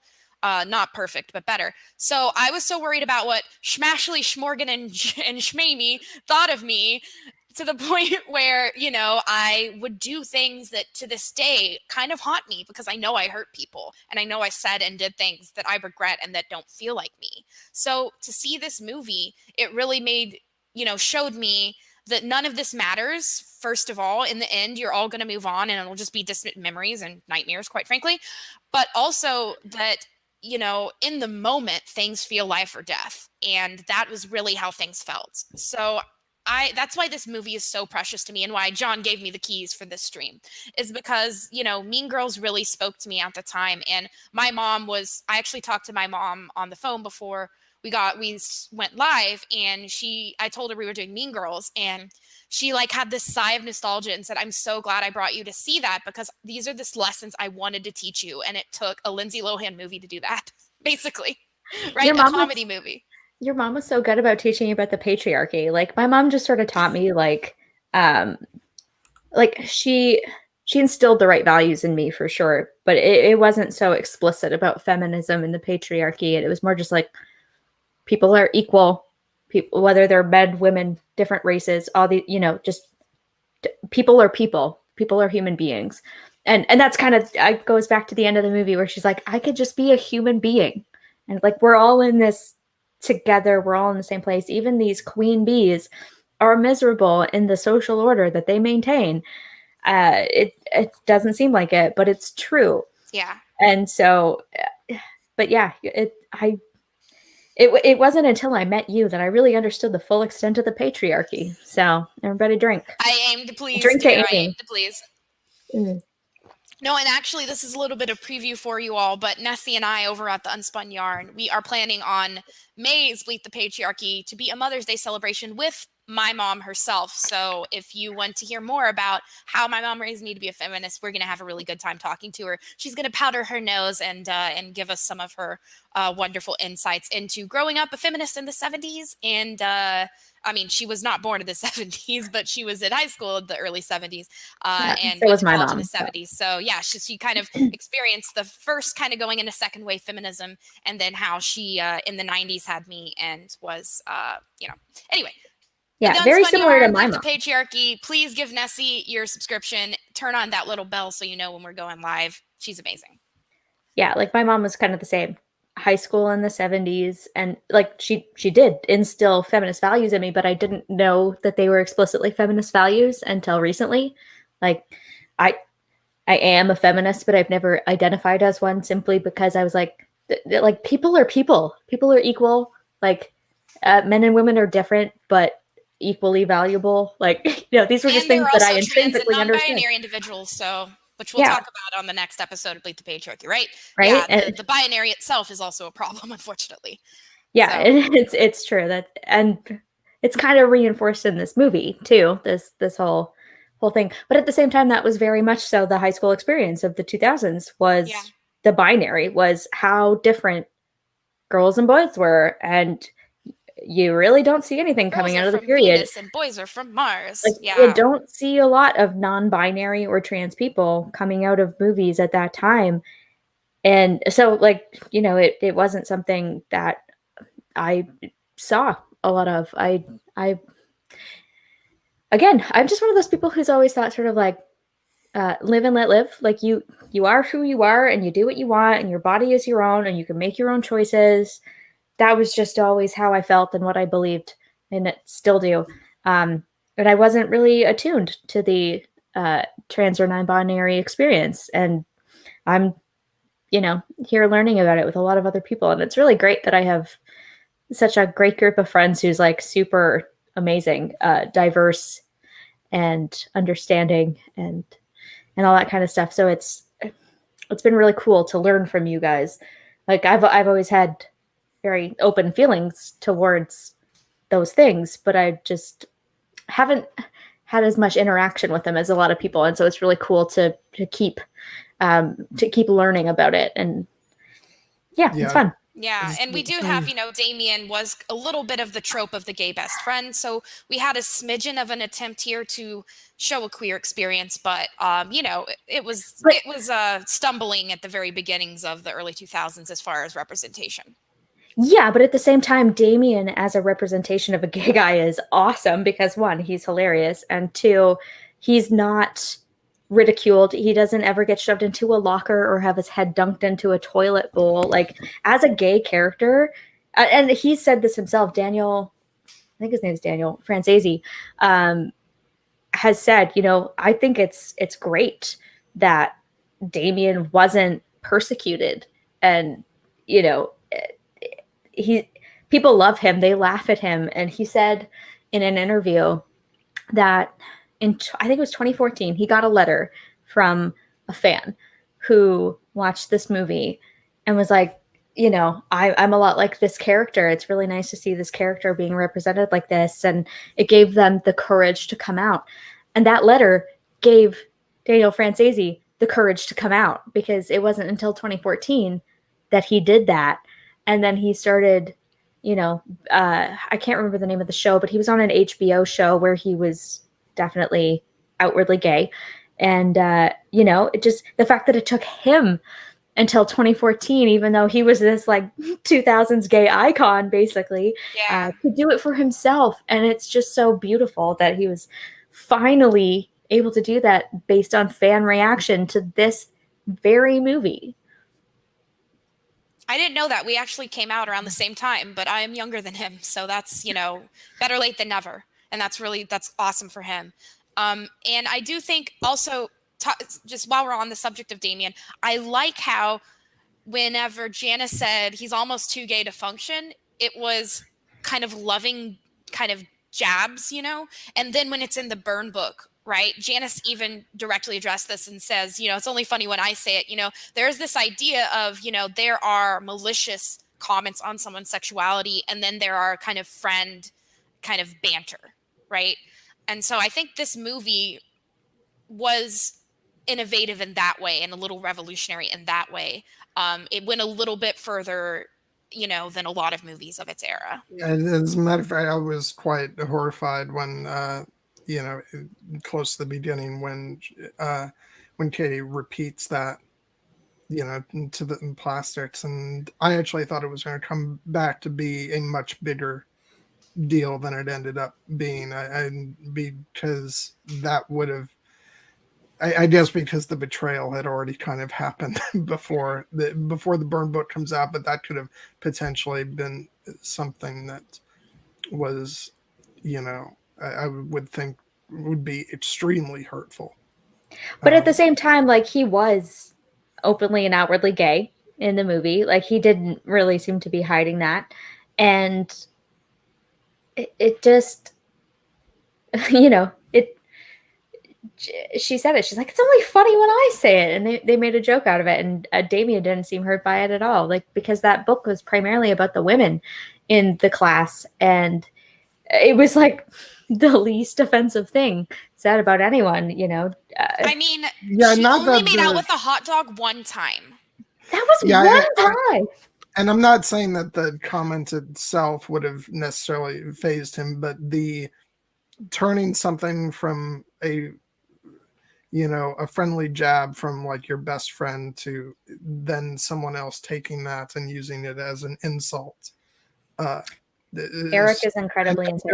Knowing that would have come from her.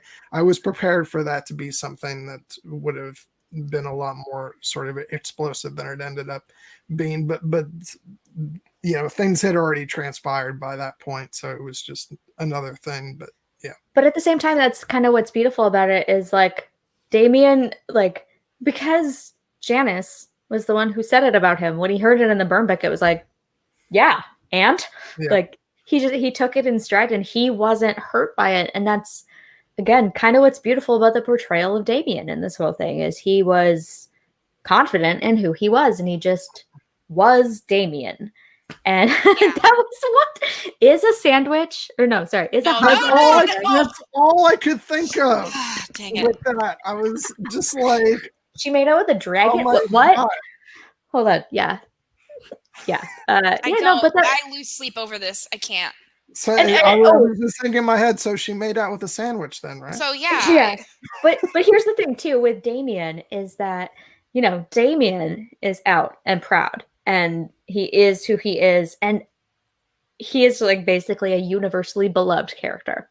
But then we have Janice, who the rumor was that she's a lesbian, and suddenly not okay. She is so like, Damien, can you not? Like, just the insinuation that she is also homosexual is, appalling to her. She is apparently heterosexual, but she's just so much more hurt by the insinuation than Damien is. I mean, Damien is who he is and he's accepted it and it's great.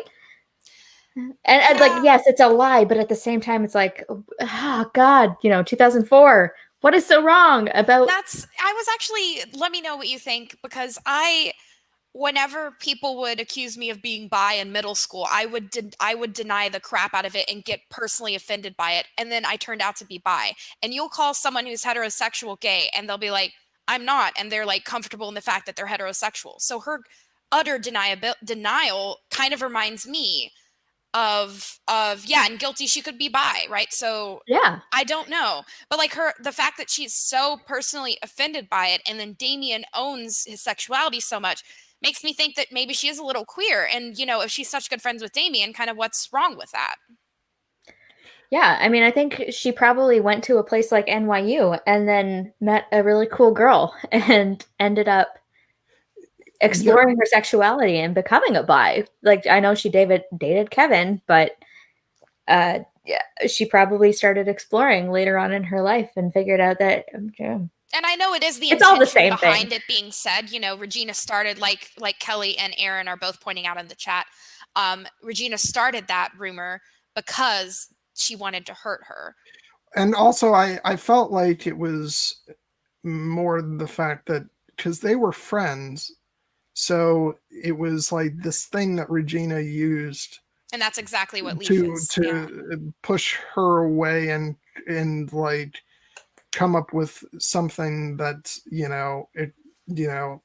to explain, as Regina puts it, her obsession with her. And so why are you so obsessed with me? So I felt like it was much more than just a insinuation about her sexuality and more just the fact it was a betrayal of friendship. So I know that I went through a situation which obviously completely different, but sort of in the spirit of that, where I had a very close friend in high school who then turned into one of my bullies, and that is a stinging betrayal. It's very hurtful. And so I think that that's probably more what affects her. But the Regina going around saying she's obsessed with me, she's a lesbian, was sort of part of that. So So I think that's the key to what is hurtful and what she wants revenge for. So then what do you think about agree. in the end then where she throws it at everyone's face and says, well, I guess I just have a big lesbian crush, right? She kind of has this like power moment, if you will. And she literally goes, ah, yeah. She like falls and gets, carried away by the crowd. So we have this like kind of sort of healing moment and kind of people also addressing the elephant in the room. And for Janice, that was this rumor of her being gay. I agree with what John said, but at the same time, I also say like anytime Damien would bring it up, he'd be like, Regina started this rumor that she, Damien, can you not? Like she wouldn't even let it be spoken that she was. I think she also didn't want it to be evident, and like I think she's also concealing that she was friends with Regina. I don't even know, because that comes as a surprise to Katie when she hears it from Regina. Yeah, but at the same time, Katie is new, whereas anyone who had gone to middle school with them would know that they used to be a thing, and that Janice was like in her change from Regina's best friend to who she becomes when we meet her. That was a rebellion against everything that Regina was, right? So, but it's just like she wouldn't even let Damien say the D word. I mean, granted, the D word sucks. Like nobody uses it anymore except in the context of damning water. But like, she wouldn't even let him tell Caddy what the rumor was. You know what I mean? And so. Which, by the way, the first time I watched this, I think she also saw it as like a fresh start, right? If Katie didn't know about it, then she wouldn't be her view of her wouldn't be tainted like everyone else's view. But she was eventually going to find out. But also I want to say like the whole Katie and Caddy thing, like when I was watching it the first time, because I was also focused on the chat as we were watching it. So I had slight confusion about what her name actually was because she was still being called Caddy. Once I watched it the second time, that became clear, but I thought that was funny. It also kind of makes me think of in golf how the caddy kind of carries things and everything, and she's kind of the caddy of the Mean Girls group, so it might even be an intentional play on words. She's literally like, basically carrying their stuff, I mean, she like I said, she's the last person to join, and so she's kind of having to really, do all of the dirty work. And, we have that part where she says the thing about Miss Norbury being a pusher, right? And then Regina says, oh, that's nice, put that in the book, right? So you have her having to gossip and do these things, and then eventually she starts to like it. Yeah, exactly, GU. Yeah. That's what I was. Yeah, also you're a catty person as well. So it's like there's so many meanings and layers going on here. Again, so brilliant. It goes back to Tina Fey being a damn genius for taking a non-fiction book and taking the concepts in it and making it into extremely relatable character moments that we all recognize. She's like, yeah, I got this. And she killed it. So what do you guys, I really thought it was interesting, the kind of phase where she became the Regina, right?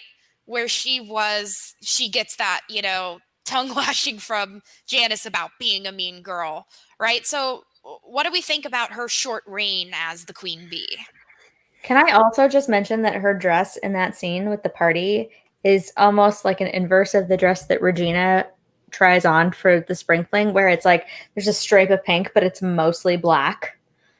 And she had and Regina was trying on this that didn't fit anymore because she gained weight.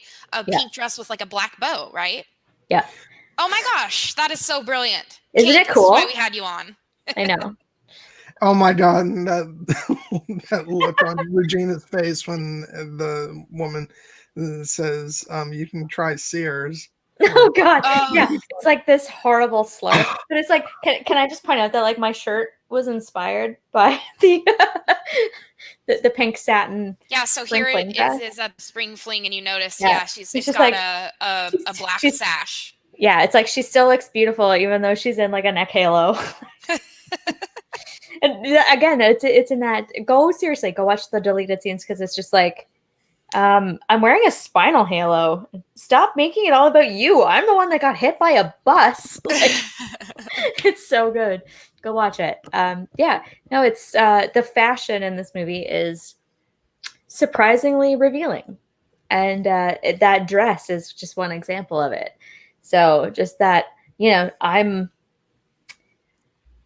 and there's another moment too. I think it's in the scene where they're in the gym and they're talking about their feelings. And so Katie is wearing hoops that are like a diamond shape. And so Regina blocks Gretchen from wearing hoops, but then Katie wears them in her own way later in the movie. Like, I'm like Regina, but I'm not like Regina because I'm wearing them in a different shape. They're not round. They have this more square shape to them. I wonder if you'll be able to see them in this picture. No, it's too far away. Darn. No, you can't. Yeah. But yeah, it's like if you look at them really closely, like if you see the movie as many times as I have, you can tell that it's like a literal diamond shape. Yeah. And so you start to realize the influence of Regina. But yes, Katie is also trying to make it her own, like, okay, Regina's falling, and now I'm going to stake my claim and be somewhat unique with this, and I'm going to do my own thing. So yeah, and speaking of the fashion, you have her with this, like a power suit. Yeah, you have this plaid, and then all of a sudden, right, when she becomes more quote unquote mean girl, there's more pink, there's more fashion, and I'll throw this one up again one more time. And if you notice in the movie, she keeps having to pull it up constantly. Yeah, apparently the bra was like a suggestion of her own in the movie. Like they were just gonna have her in the dress, and then it became a fashion statement to wear a visible bra under a dress like that. And, yeah, rather than a strapless or no and bra. It's funny because I saw it in Sex and the City too, which is also, again, one of those early 2000 things where you get like a surprisingly wonderful portrayal of gay men. Stanford Blatch, he's still my heart. So it's really interesting how Katie's fashion changes as her personality changes. And is that a deleted scene? Because that doesn't look familiar. I think it's when she's talking to her parents, but I'm not sure. But I think this is when she's starting to integrate herself into the plastics because of the pink. Mm. But yeah, it looks like she's in her parents' kitchen though. Definitely. It's funny how you see her change throughout the course of the movie. She starts with these very subdued colors, very masculine, reds, greens, blues, things that don't fit her very well, but are just sort of like, oh, this is what I have. And then it's sort of like, it's not quite an inverse of the makeover trope, but she gradually inherits these ideas about what to wear and how to comport herself. But at the same time, her personality is also changing. So it's not just this outward appearance thing where like someone, like there's a lot of movies of the time where the trope was the fairy godmother who comes in with the makeover and changes someone into someone who's suddenly worthy of a man's attention. Katie is not that character. She absorbs the fashion stuff and the makeup stuff through her friends, slightly less obviously than in a lot of other kind of makeover movies. But it's the personality stuff that really starts to change. And you're like, oh, this is like the ugly side of the teen makeover. And you start to see it and you're like, oh boy, there it is. That's what happens when you turn someone quickly from a no one into a popular person. The power just rushes to their head. Absolutely. And there's this idea of there can only be one, right? Once Regina falls, then, Katie takes over. And after, at the end of the movie, I kind of like that they had Gretchen just kind of join another clique because that kind of seems like her. She joins the Vietnamese clique and speaks terrible Vietnamese, but you know what? You tried, girl.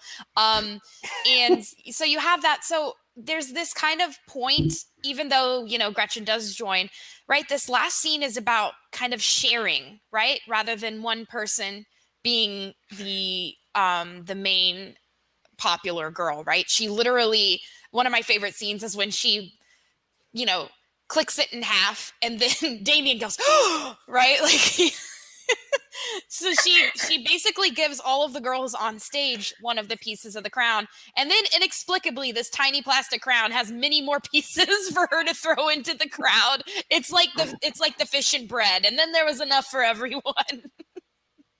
But none for Gretchen. Nope, they gave some to Gretchen Wieners this time.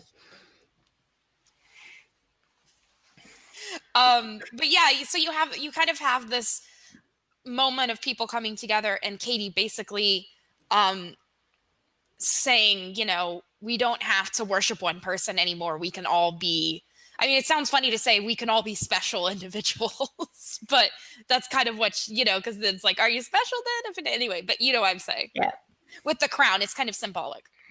Yeah, it's sort of that, again, breaking up of that sort of authoritarian oligarchy where it's just like, okay, only a certain number of people can have power. No. Everyone is worthy in their own way, and everybody tries, and everybody's great. Like when she starts pointing out, she's like, Jessica Lopez, like that dress is amazing, and Emma Gerber, that hair must have taken forever. You look so pretty. Like she starts acknowledging all these other people who have been marginalized throughout the movie. And it's one of those really nice moments where it's just like, yeah, I did spend a lot of time on my hair. Thank you for noticing. Like, it's yeah, funny. and some of the people that she's giving the crown to are like one of the persons, like Regina George punched me in the face once. It was awesome. You know, so they've really come a long way. Everyone, even these very minor characters, which if Michael were here, I don't know if he's still in the chat, but he'd be going, minor characters? Well, yeah, we need to have a Mean Girls minor character stream. It's funny because we were just talking about on another stream about realism, and obviously I don't think, based on my own high school experience, that anything like this would ever democratization of, you know, and all that, it wouldn't happen, but you need hope. So yeah, that's the thing is, I think that's why this movie is still so relevant to this day. It's just like somehow we still haven't quite overcome this social dynamic. Like the the social anthropology in this movie is insane. Like it's so accurate, and it's so universal, and that, you know, that's why boys and girls alike can relate to it. You know, maybe guys haven't been in these girl in groups, but they've dated the girls in the in group, or they've observed the girls in the in group, wanted to date the girls in the in group. And it's just so universal, and it's such a shame that it's still happening. Like I hope that if I ever have a daughter, which, you know, I've listened to the Rosalind Wiseman Queen Bees and Wannabes audiobook now. So if I ever do have a teenage girl, I'll be well prepared. I hope that she doesn't have to deal with this crap. Like, and if I do ever have a girl, I'll be like, from the time she's like 2 or 3, I'll be like, so this is the patriarchy, and this is what we do to fight it. And also, this is Harry Potter and Lord of the Rings and Game of Thrones, and she'll be fine. And the Poppy War. And the Poppy War. But in keeping with the time in which this movie is set, you're only allowed to like either the Lord of the Rings or Harry Potter. Well, because they were the only ones that existed at the time from a television film kind of standpoint. But you have to like one or the other, because, you know, it's blasphemy to like both. Oh my God. I mean, like, here's the thing. A lot of people may not know this about me, but when I must have been 13. My best friend made me watch The Fellowship of the Ring. It was one of those things where she picked the movie and her mom was cooking dinner upstairs, and it was like a 2.5-hour movie, and I was bored. And we've since remedied this. Don't worry, chat. We're getting to the reason why you're not seeing the outrage is because I know how the story ends. He knows how the story ends. But like, you know, I was 13 and I didn't get it. I didn't understand fantasy at the time. It wasn't a thing. And so, yeah, then I hated it for the longest time. I wrote it off. I thought it was stupid. And then I discovered fantasy, like for realsies, because I started reading. Tried to start reading either The Hobbit or Fellowship when I was too young, and it didn't stick with me. It didn't capture me when I was that age, and so I just sort of wrote it off for the longest time as something that I didn't like. And then I discovered Harry Potter for real. Like I liked Harry Potter throughout my adolescence. I was gifted the first book at 9, and I watched a lot of the movies and whatnot, but it wasn't really my thing. And then when I was 25, I read them all cover to cover, became a bona fide Potterhead. And then shortly after that, try to catch me white and nerdy. Nerdy to the extreme and whiter than sour cream. Sorry. Yeah. And then when I was 28, I discovered Game of Thrones. And through that, I met all of these people. And here we are. And here we are. I am a bona fide nerd. I play Dungeons and Dragons, and I watch people stream video games, and I talk about movies online, and it's so awesome, and I'm here for it. Amy, I'm pretty sure you've seen the movie, but just when she just said bona fide, all I could think of was, "Oh brother, where art thou?" Oh my God, yes, that is on the Joef list. Don't you worry, people. John and I are both big fans of "Oh brother, where art thou?" So. Okay, see, I haven't seen it, so you guys are gonna have to make me watch it. Just like I'm gonna have to make. I actually watched it in middle school because we read the Odyssey. It has some references to the Odyssey. Yeah. And thank you, Mr. Flores. Jenna in the chat, we both had Mr. Flores as a language arts teacher. He was the best English teacher in the whole world. We love you, Mr. Flores. But you guys he was also a good X-fan, and he talked to us about X-Men. But you guys didn't have a science fiction class. You know what, John? No. You're so privileged. No, I'm happy for you, and that's really awesome. He is, but at the same time, we're just not going to go there. But yeah, no, like we didn't have a lot of that. We did. That's actually really interesting, Kate, because my nerdy experience was in middle school and high school. Like I was an anime geek and an orchestra geek and a language geek, basically all rolled into one. So I didn't experience definitely bullying in the sense that that I'm sure John experienced. But yes, shout out to Mr. Flores, we love you. But I experienced it in the sense that I like with in Mean Girls, the lunchroom seating chart, basically. I was at the nerd table in 6th grade, and it wasn't until I, buddied up with the Mean Girls that I was able to move to a table and sit with them. And one of the things I really regret is there were 2 girls in particular that I basically ghosted after that because they were nerds and I was going to be a popular, cool girl. And it wasn't until then I got into high school that I re-embraced my nerddom. Again. And so for me, it's been a constant battle that I now have won, and I am a nerd, and that's fine. But, I did hurt, some girls in high school or in middle school specifically because I just wouldn't be myself, basically. So it's interesting, Kate, that then your nerd development was a little bit later. It's totally interesting for me because it wasn't that I was eschewing nerd because I was also like really good at school. I was very much a goody two shoes. It wasn't that I didn't want to be a nerd, but subconsciously I probably was. But at the same time, it was just a lot of people had nerdy influences that I didn't have. A lot of people's parents introduced them to Star Trek, Star Wars, or other nerdy properties of the time that, like, my parents weren't really into that.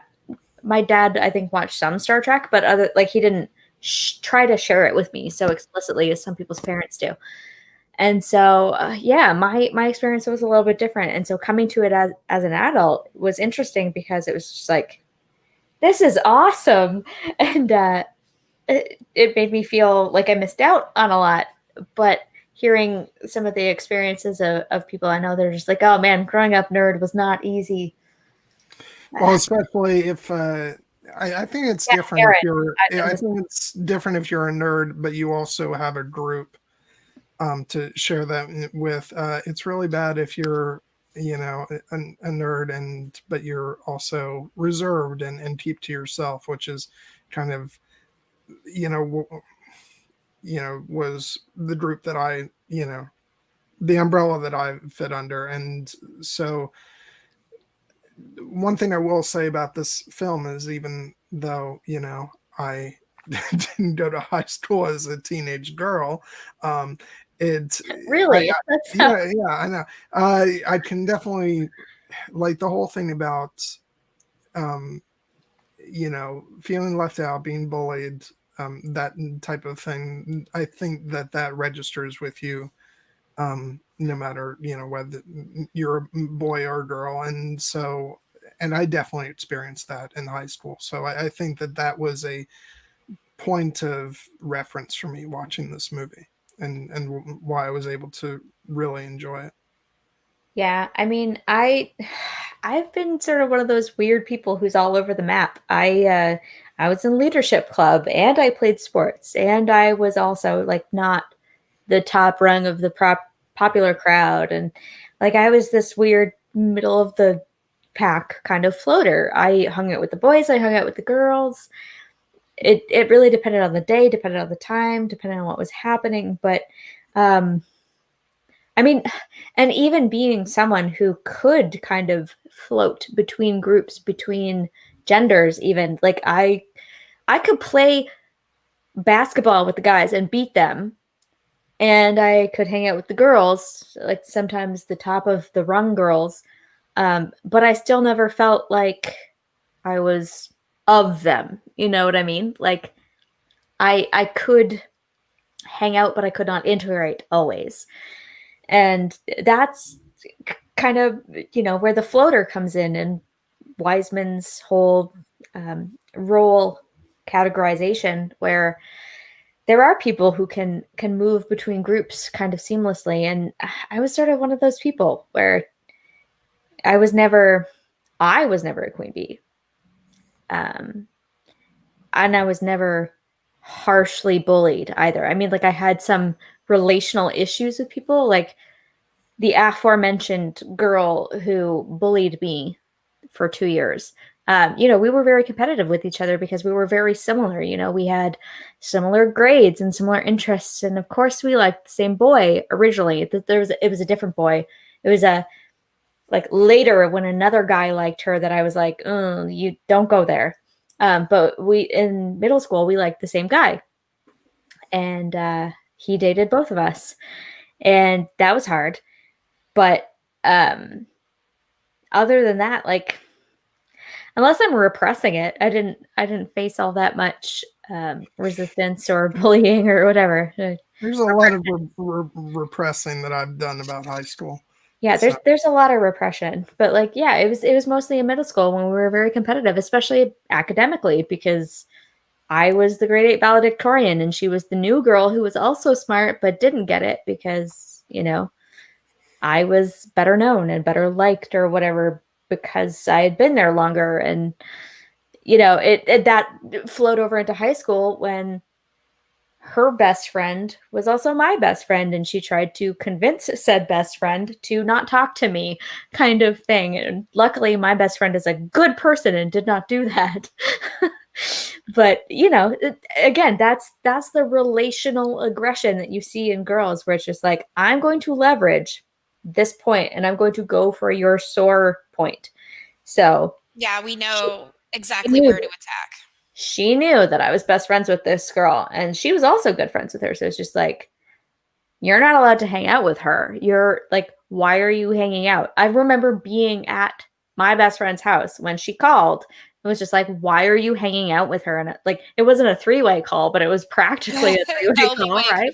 Worse. Right. So it's just like, this stuff happens. These things are relatable to people. And that's what makes this movie so great after all this time. So sorry for that. And I think it's also great that it has it in a comedic aspect. Or, Tina Fey did such a good job of making this movie applicable and important to young girls and perhaps people in high school in general. But also, you can laugh and you can have a good time watching this movie. And I think that comedy is the best medium for hard truths. And this movie really does that. So I think, it kind of, obviously Kate and I, it's gotten up some real life experiences for us, but I think for John, it also kind of dug up some feelings about high school as well. Yeah, and the realization more than ever that I'm happy to have left it behind. Yes. We like it's very funny much so. In a way, I wouldn't say I peaked in high school, but like I did a lot of stuff in high school, and in a way, like on a personal level, I feel like I peaked from an energetic level because I was playing sports and I was on councils and I was on teams and groups and things, and I'm just like, God, now I'm like, I don't do anything. I need to join groups. Can I play volleyball again? You've got the wrench on a couple of channels, Kate. Yeah, I know, but like, it's not the same thing. Kate's over here having an existential crisis. All right, Yeah, we got to focus on the movie. And I'm listening to her say that she peaked in high school. I'm like, oh, God forbid.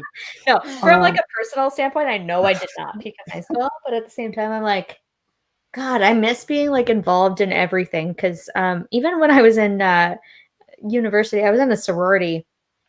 And when I first joined, I was voted a social butterfly because I was literally doing everything. It was the sports and the groups and the philanthropy and the events and the sisterhood stuff. And I was just like, it's, you guys see it as FOMO of me being like, oh my God, people are on Zoom and I must be on there. And, but when I was younger, it was like, oh my God, people are doing stuff. I have to be there. Like it's the same thing, writ digital. So yeah, I was very much so. It's funny because I've learned over the years that I'm an introvert. And so I need a lot of time to process things after I've been social. But at the same time, it's like, I need to be social. I need to be all over the place. I need to be hanging out with people. So this movie speaks to me in that regard, where there's so much social stuff happening that I'm like, yes, yep, been there. So what's funny is a lot of the Mean Girl stuff too was happening with like flip phones, right? And then a little bit later, a little bit after this, when I did go to high school, we had MySpace, and it was like your MySpace messages is where you were being a mean girl. So it's interesting that it's kind of the same mentality of drama, kind of doesn't really change based on the medium. It just transfers, right? Now we have texting, and I guess people are three-way FaceTiming. I don't know what the kids are doing these days. John always hates when I act old because I do. Yeah, it's funny because you are younger. I'm the youngest on the stream, but but at the same time, whatever. I had a flip phone, John. I remember having to 1, 2, 3, 1, 2. I don't believe you. I did the same thing. Yeah, I do that too, where it's just like, the kids these days. And I was like, oh God, I was recently one of those kids. Yeah, but it's an interesting conversation to have, because if this movie were made today, Regina's diet preferences would lean much more toward the butter is not a carb thing, and the addition of smartphones and blogs and private DMs, Instagram. It's just made it more, and there's Snapchat where there's this idea that what you send is deleted, but it's not kids, really if deleted. You're watching, first of all, welcome. Second of all, nothing is ever deleted on the internet. It's always going to be there. So how about favorite characters? Does anyone have a favorite character? Damien.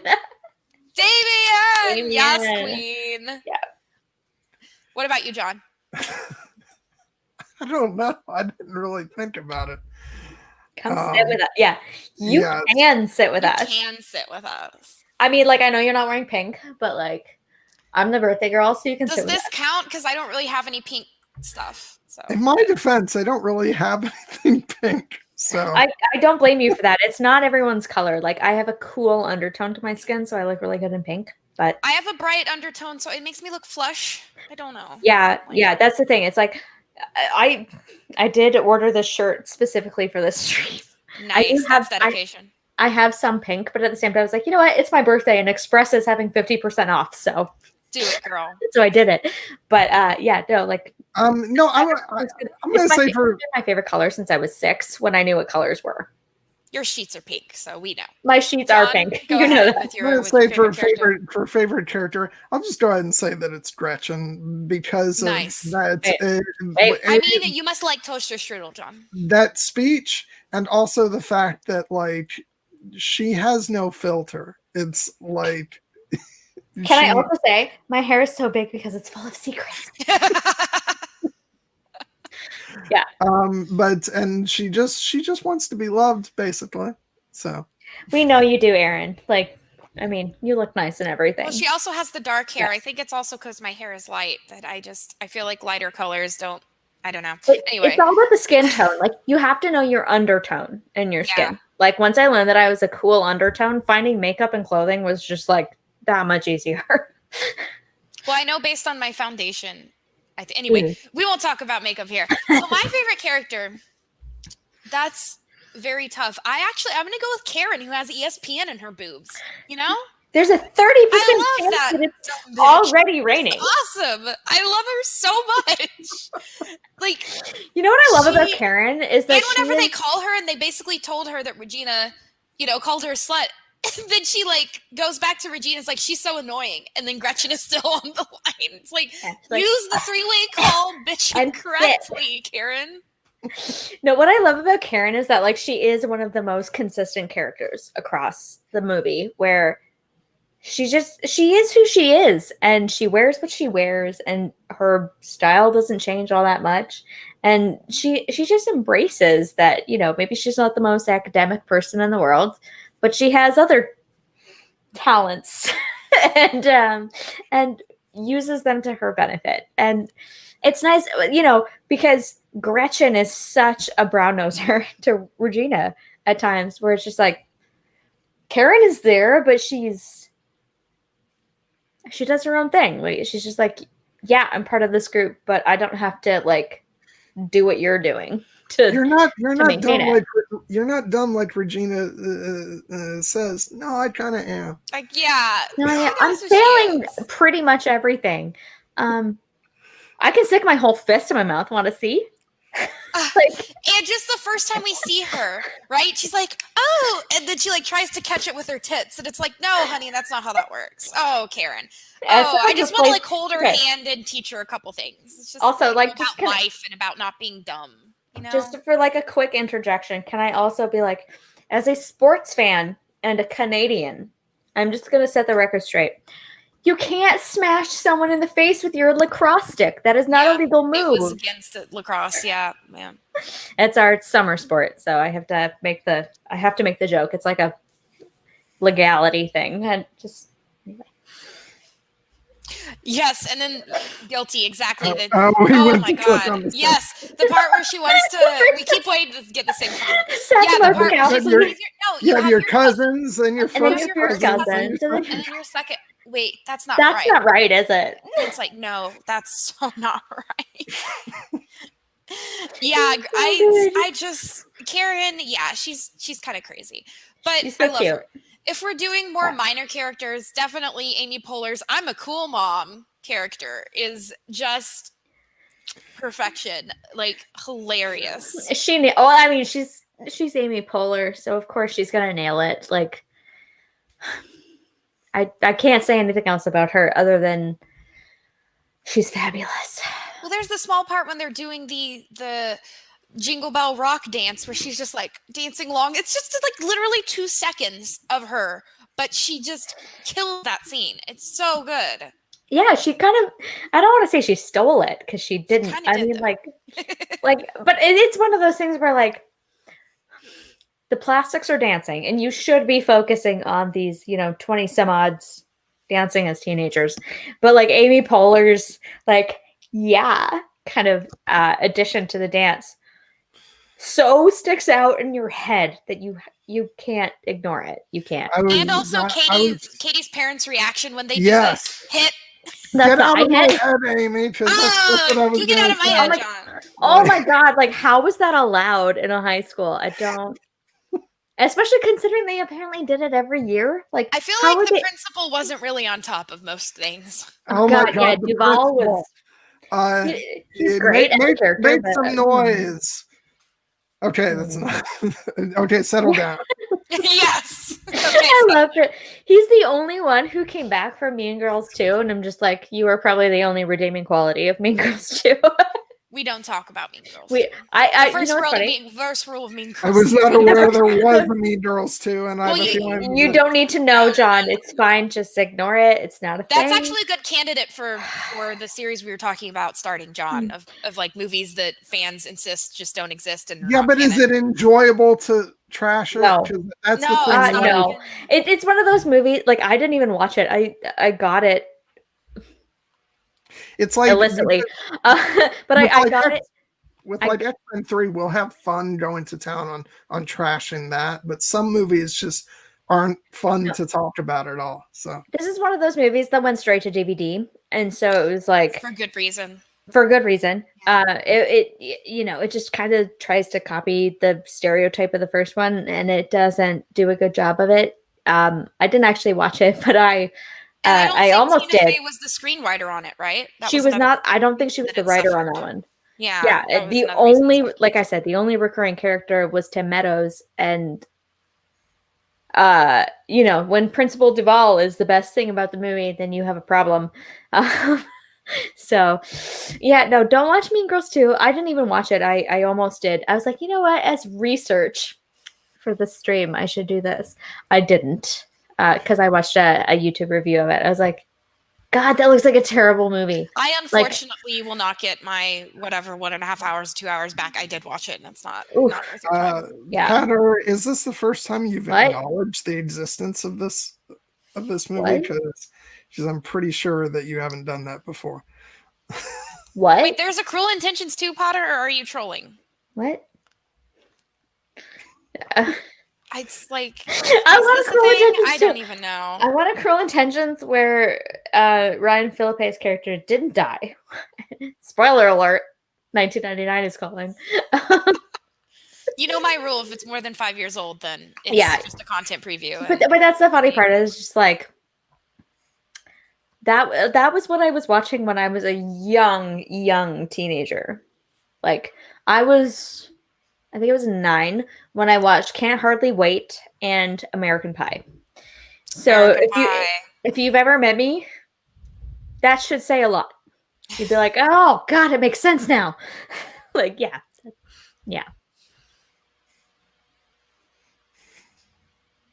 Okay. Since I have the keys, I'm going to go ahead and say, let's do some final thoughts on Mean Girls. Because I don't like 3-hour streams, although I have done many of them on this channel. I've done 4.5 hours before. Hey, it's not always completely my fault. Okay, sure, John. How about you, John? Final thoughts on Mean Girls. What was it like? First time watcher? Go ahead. I had a blast, and I was glad that I waited for the watch party to enjoy it, because I liked, even though I didn't comment that much because I was trying to watch it, but I really enjoyed. We were mostly just quoting the movie the whole time anyway, so yeah. But no, it was so fun, and like the proof is in the fact that after I watched it, I took a little break and watched it with the audio commentary, and then I watched it just the movie again today. So yeah, I've already seen it 3 times. So yeah, so I'm happy I bought it, and yeah, it was really good. It was so great watching it, because I would be going, here it comes, and like you're the only one in the chat that didn't know what was coming. No, Micah said it was his first watch too. That's right. It was also Micah's first. Yep. And Micah was just like right up in there with the perfect like timing on things. Yeah, 90% of my reactions were just like laughing emojis. So. Yeah, it's true. It was just like emojis. I was like, what the fuck? It's true. All right, Katie. Kate. Caddy. You can call me Caddy. It's fine. Yeah, no. I messaged John last night. I was like, so is Mean Girls great? Or is it totally, exceedingly, utterly great? Like, and the superlatives are the key there. Yeah. It's great. It's such a good movie. I love how it's like final thoughts from like, I've seen this movie about a gajillion times. But no, I love that we're still talking about this movie because I think it is such an important satire of the teenage experience. And I know it's 16 years old, but it does still feel extremely relevant to right now. Granted, I'm an adult, but from what I gather, the teens are still doing this, and it's just like, have we taught you nothing? So, just I love the social anthropology that happens in this movie, and I think that the ultimate message is great. Like, be yourself. Don't worry about the clicks, because you will kind of, like, it's the funny thing is, like, you inevitably move among the groups based on what you're interested in at a given time. And the message is like, don't be so focused on one thing. Don't be so invested on joining one group.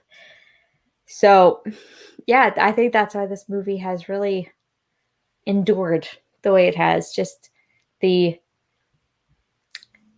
social anthropology of teenage girls has mirrored the lions that Katie faced in Africa with, the prides and the groups and the female at the head and the violence, the bloody violence. Let me Anyway. just say, I know there's an issue with, using the Africa theme and, basically and on all that stuff. It's a little bit problematic, but I did really love just every time you go to showing all the high school kids as, Thanks, Nancy. Animals out in the wild, because really that's true. What it is. It's what it is. And like, I love that it's the North Shore Lions. Like, they really lean into the savage nature of girl relationships, because it's true. Like, I think a lot of us females can relate to what happens in this movie. So it's there. Yeah, I think, like I said, I have a real emotional attachment to this movie, and I actually made a Twitter thread about it a couple of hours ago. So if you look in the description, I linked that Twitter thread of just a bunch of GIFs and my thoughts about the movie in general. But I think also one of the GIFs I found was from an Ariana Grande music video where they do the exact scene of them walking and then Lindsay Lohan falling into the trash can, and Ariana Grande is playing Regina. Like, then that's a recent music video. So the fact that this movie is still being referenced, like, it's a lot like Clueless in that way. It's still being referenced and, kind of alluded to. And so I think as if. So I think that this movie is kind of one of those timeless movies that also speaks a lot of hard truths, and it's been really close to my heart for a long time. And this was one of the first movies that I suggested to John whenever I joined as a co-host of Jollof. And like Mean Girls and Legally Blonde is another one which I'm excited to talk about in the future as well. So which is why, and I knew that this movie was very important to you, and especially once you posted that Twitter thread this morning, I was like, there's no way I can lead the discussion on this movie. Amy loves this movie inside out, and I just saw it for the first time, so it's like, no, like, this had to be your show. So thanks. And now this is going to be Amy Blackfire film.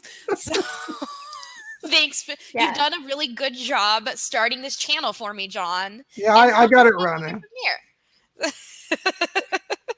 Yeah, I'm done. Yeah, he's good. He's good. He's made it. Yeah. Once we start talking about more teen movies, he's gonna be like, "Oh God, yep, Amy's just." Be like, John, I really want to, and I would really like to talk about this movie. Like, okay, Amy, just can you handle it, please? Yeah. I mean, she was the perfect person to handle it, frankly. Just like she said, she was 12 at the time and I was 14. So it's like we were of that age where this was extremely influential on us. And you know what? I'm probably still deconstructing the problematic influence it had on my psyche. But I do want to say, John works really hard on his channel, and you should really hit the subscribe. There's this little thing, I can never get it right, in the bottom right corner. Do all the YouTube things. Oh my God. Yeah, do all the YouTube things, like, subscribe, comment. Please share this video. We have a really good time here on John Webster Film.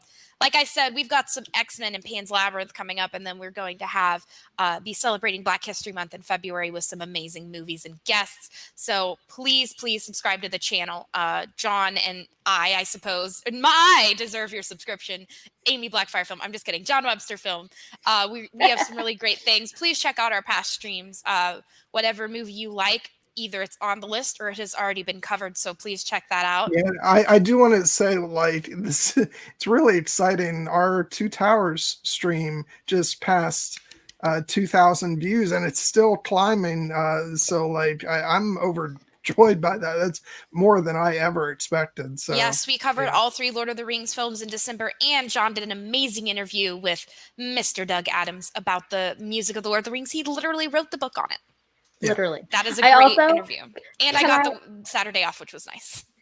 Can I also just like put in a general plug for the Buddy Banter stream on the Amy Blackfire channel that these two did about, you know, masculinity and accepting romance and emotion and like kind of defying gender norms when it comes to what you like in cinema.